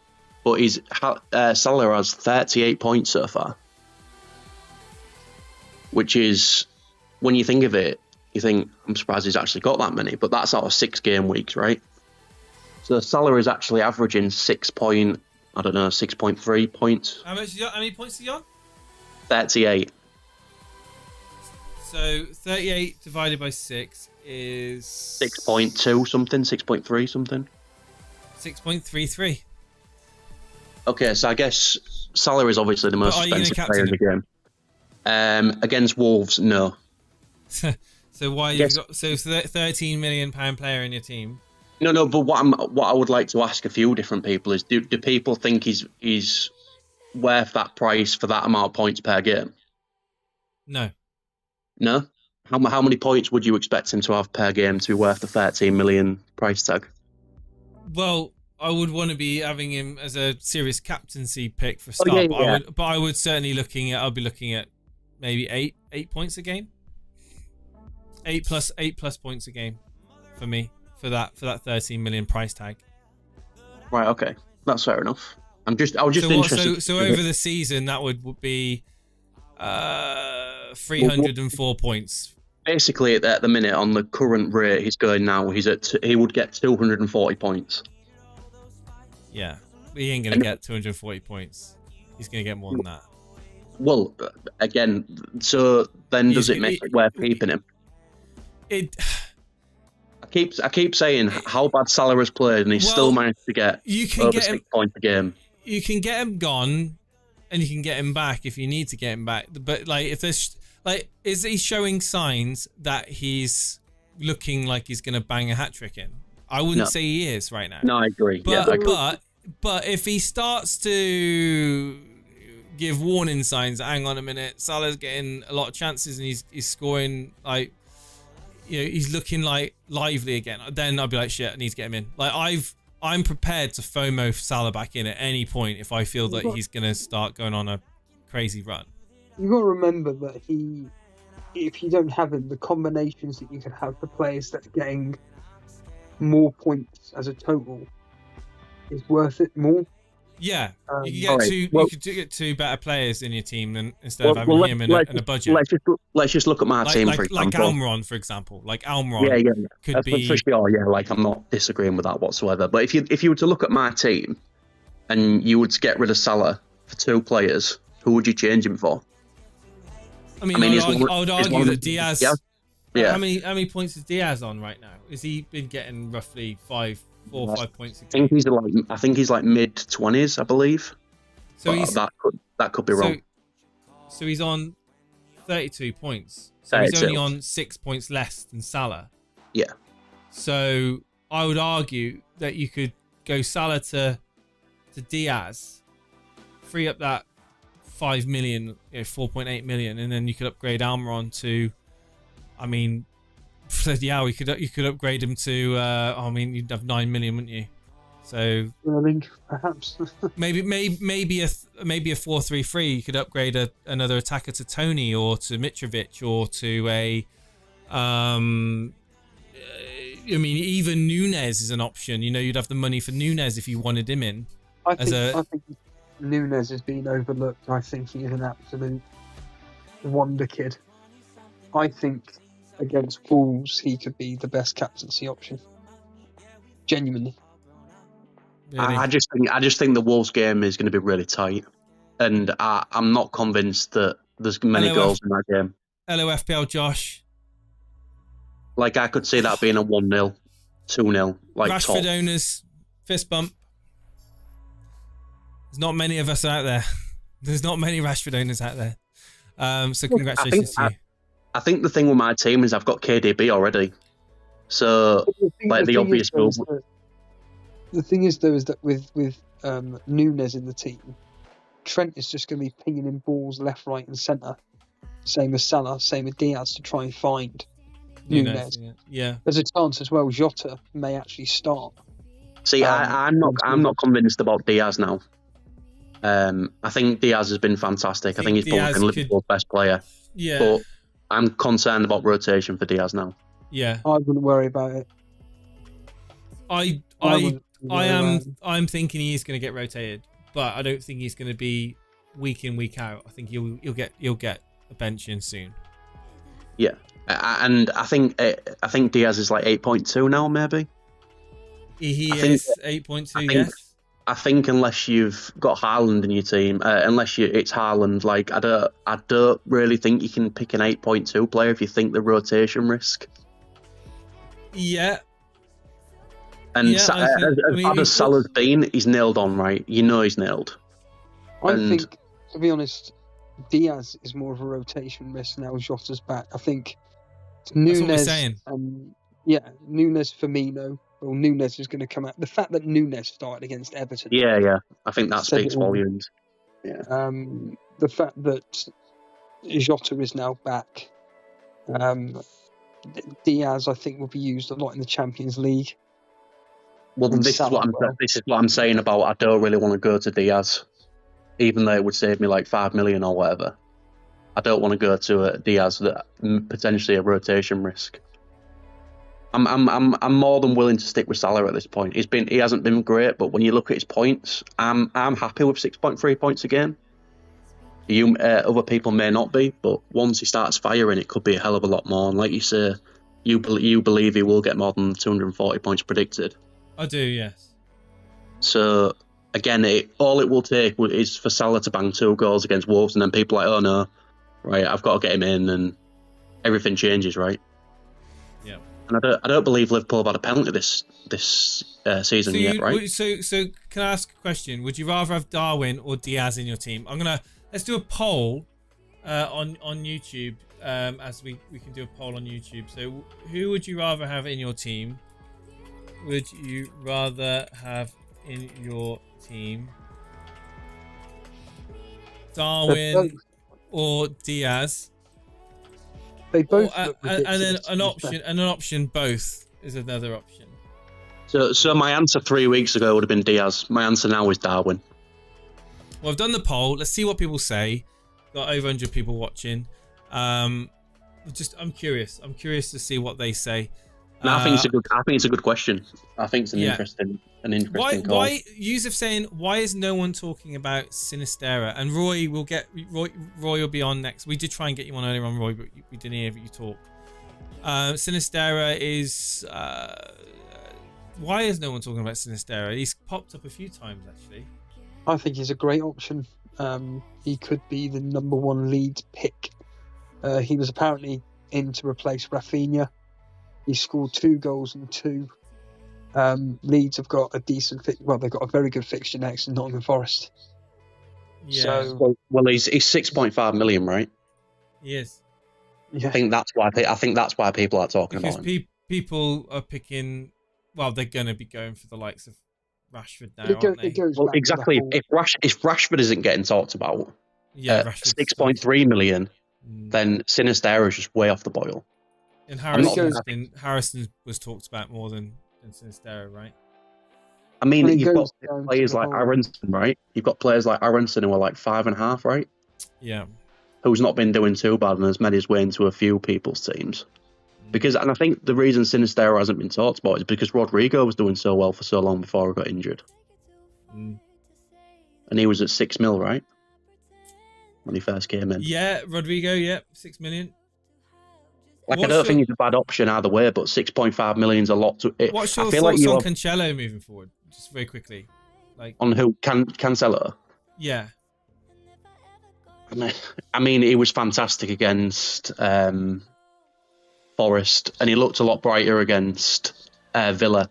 I feel like that Villa game was such a weird result.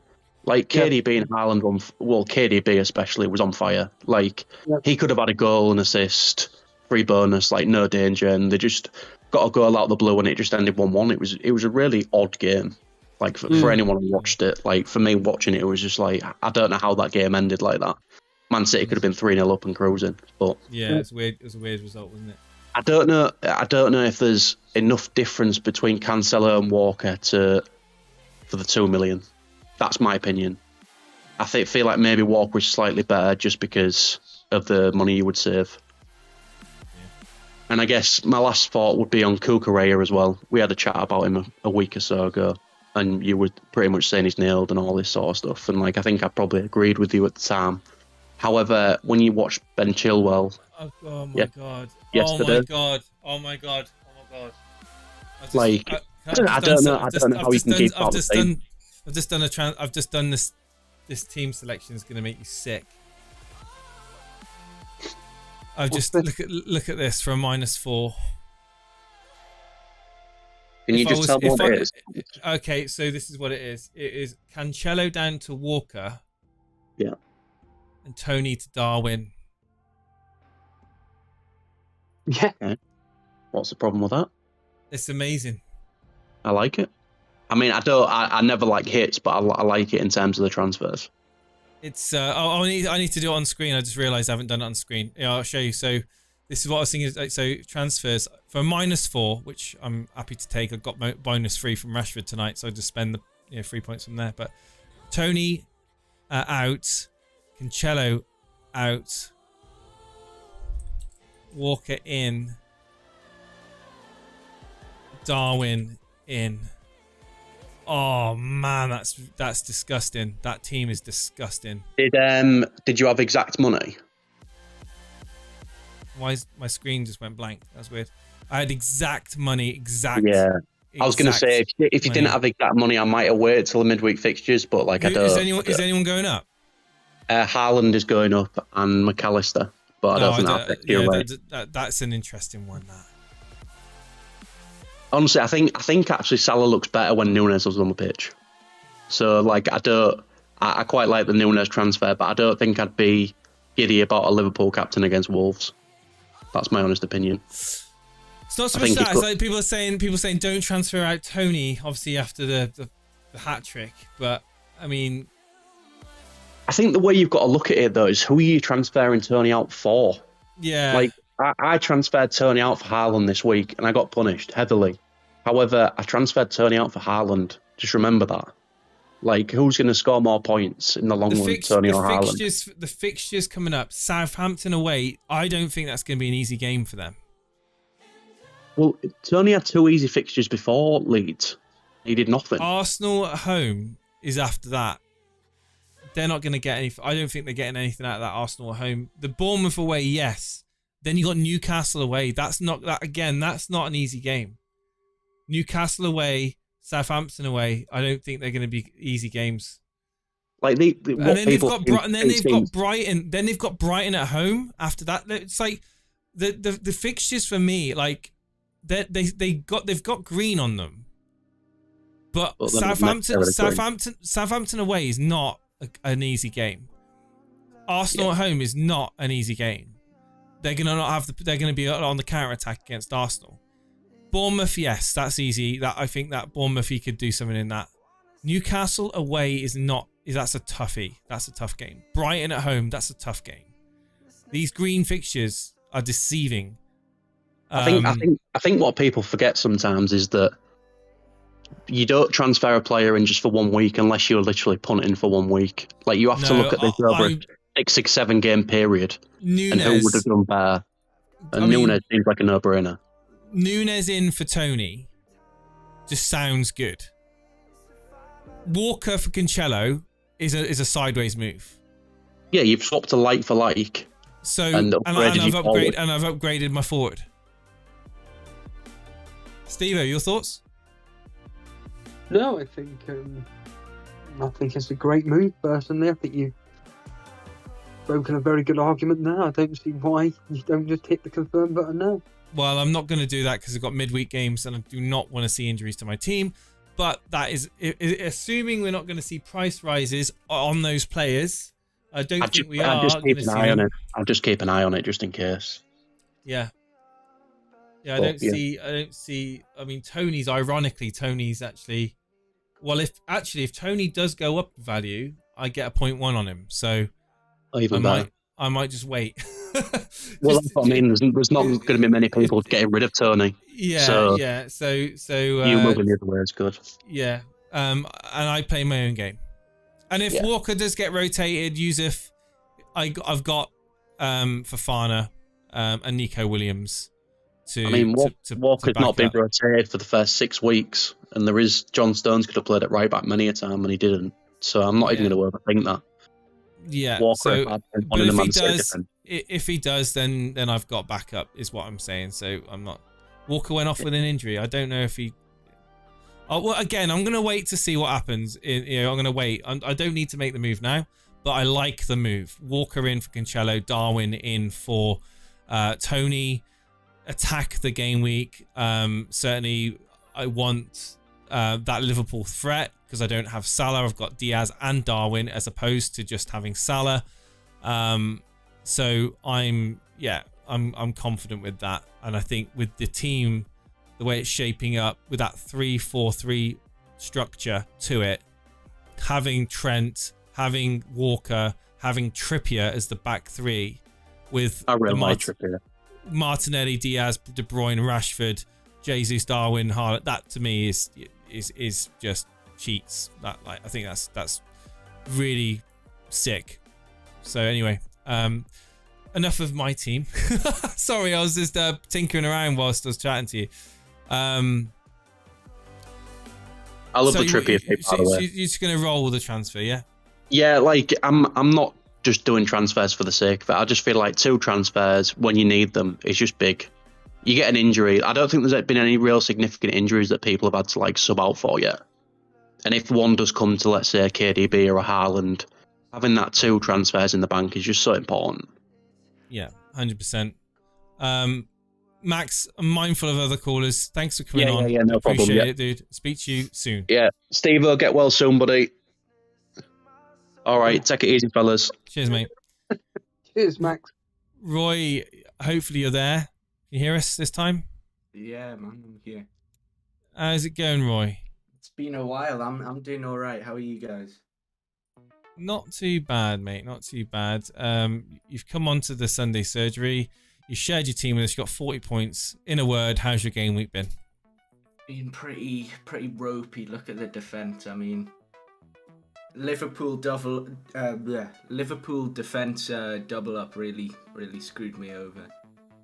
So I've had to move Robertson out for this week. Who'd you bring in? On paper, though, I brought in Trippier. On paper, that defense is quality, mate.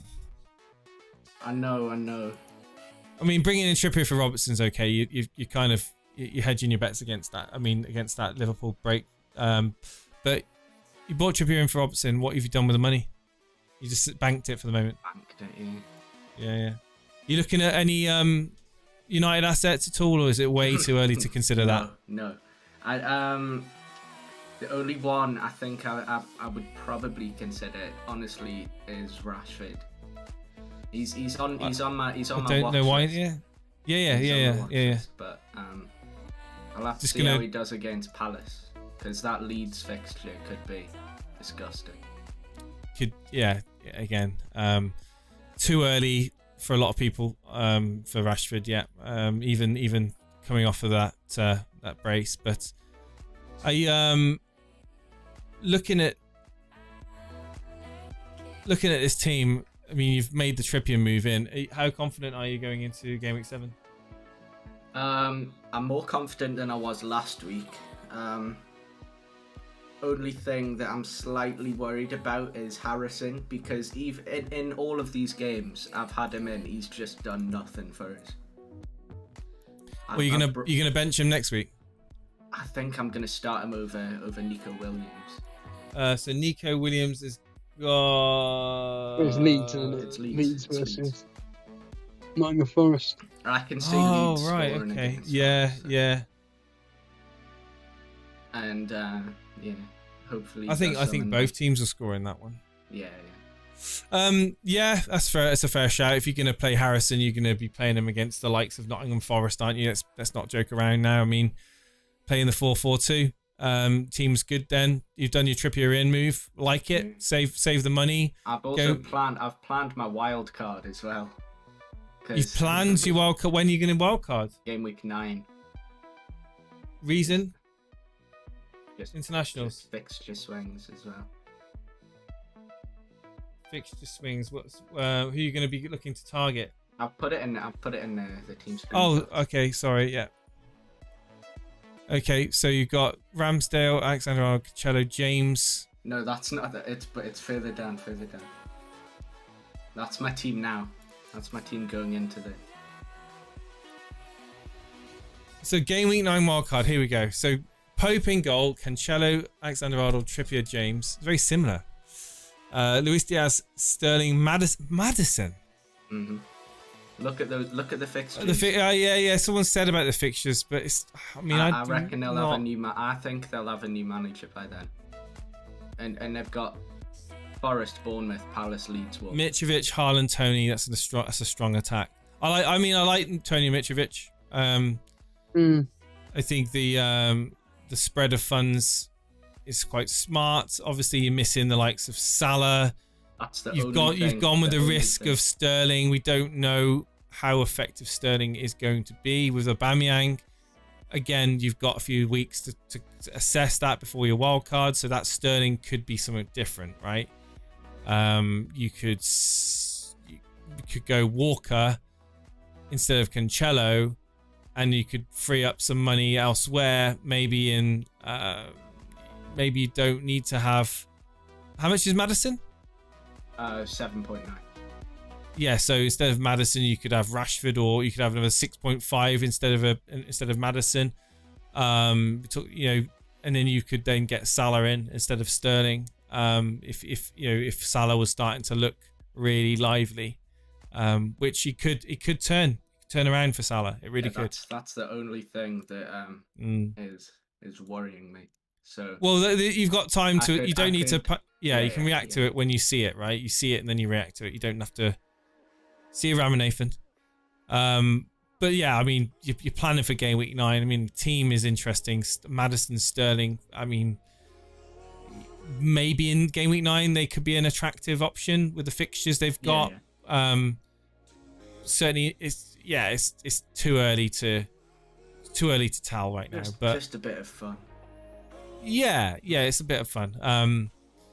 But I like. Yeah, I mean, the team is fine. Don't have to wildcard anytime soon, and going into next week, you've got some great matches up there. You got Gross away at Bournemouth, Captain Haaland. It looks like. Yeah. I mean, that's a no-brainer. Oh, you've got Salah in, haven't you? Of course. I do. So you can use these weeks to kind of see what sort of Salah we're looking at. If we're going to continue to see the lackluster Salah, the out wide, not really doing anything with the ball Salah, or whether we're going to actually start to see a more hungry Mohamed Salah. And you've got the benefit of having him in your team whilst you're watching it. So Steve, you got any thoughts on Roy's team? Again, I think it perfectly made the decision. It's a positive move. Yeah, I think you got the right idea, and I think it looks like a really good wildcard team. I think, game week 9 can all change though. Yeah. Thank you, All Finley. of our thought processes will change. Yeah. On that note, guys, I have got a meeting in the next minute, so I need to get off. Thank you so much for tuning in, and thank you, Roy. You got one last thing to say before we end the show? I don't think so, man. I don't think so. Thanks for coming on, man. I appreciate it. Cheers, Roy. Cheers, Roy. Yeah, guys, I need to shoot off. So thank you again for being here. If you haven't already, hit the like button, subscribe to the channel if you're new around these parts. Hit up the Discord at Elite FPL on on Twitter. At Elite FPL on Discord as well. You can go in there, discord.gg/Elite FPL. Thank you so much. Steve-O, thank you, man, for coming on tonight, even though you are injured from your bed with your bad knee. Hope it gets better soon, my friend. And we'll be back Friday. Right, Steve-O? Yep, and plenty of members videos probably this week as well. Watch out for the members videos, guys. All the best. Have a good one.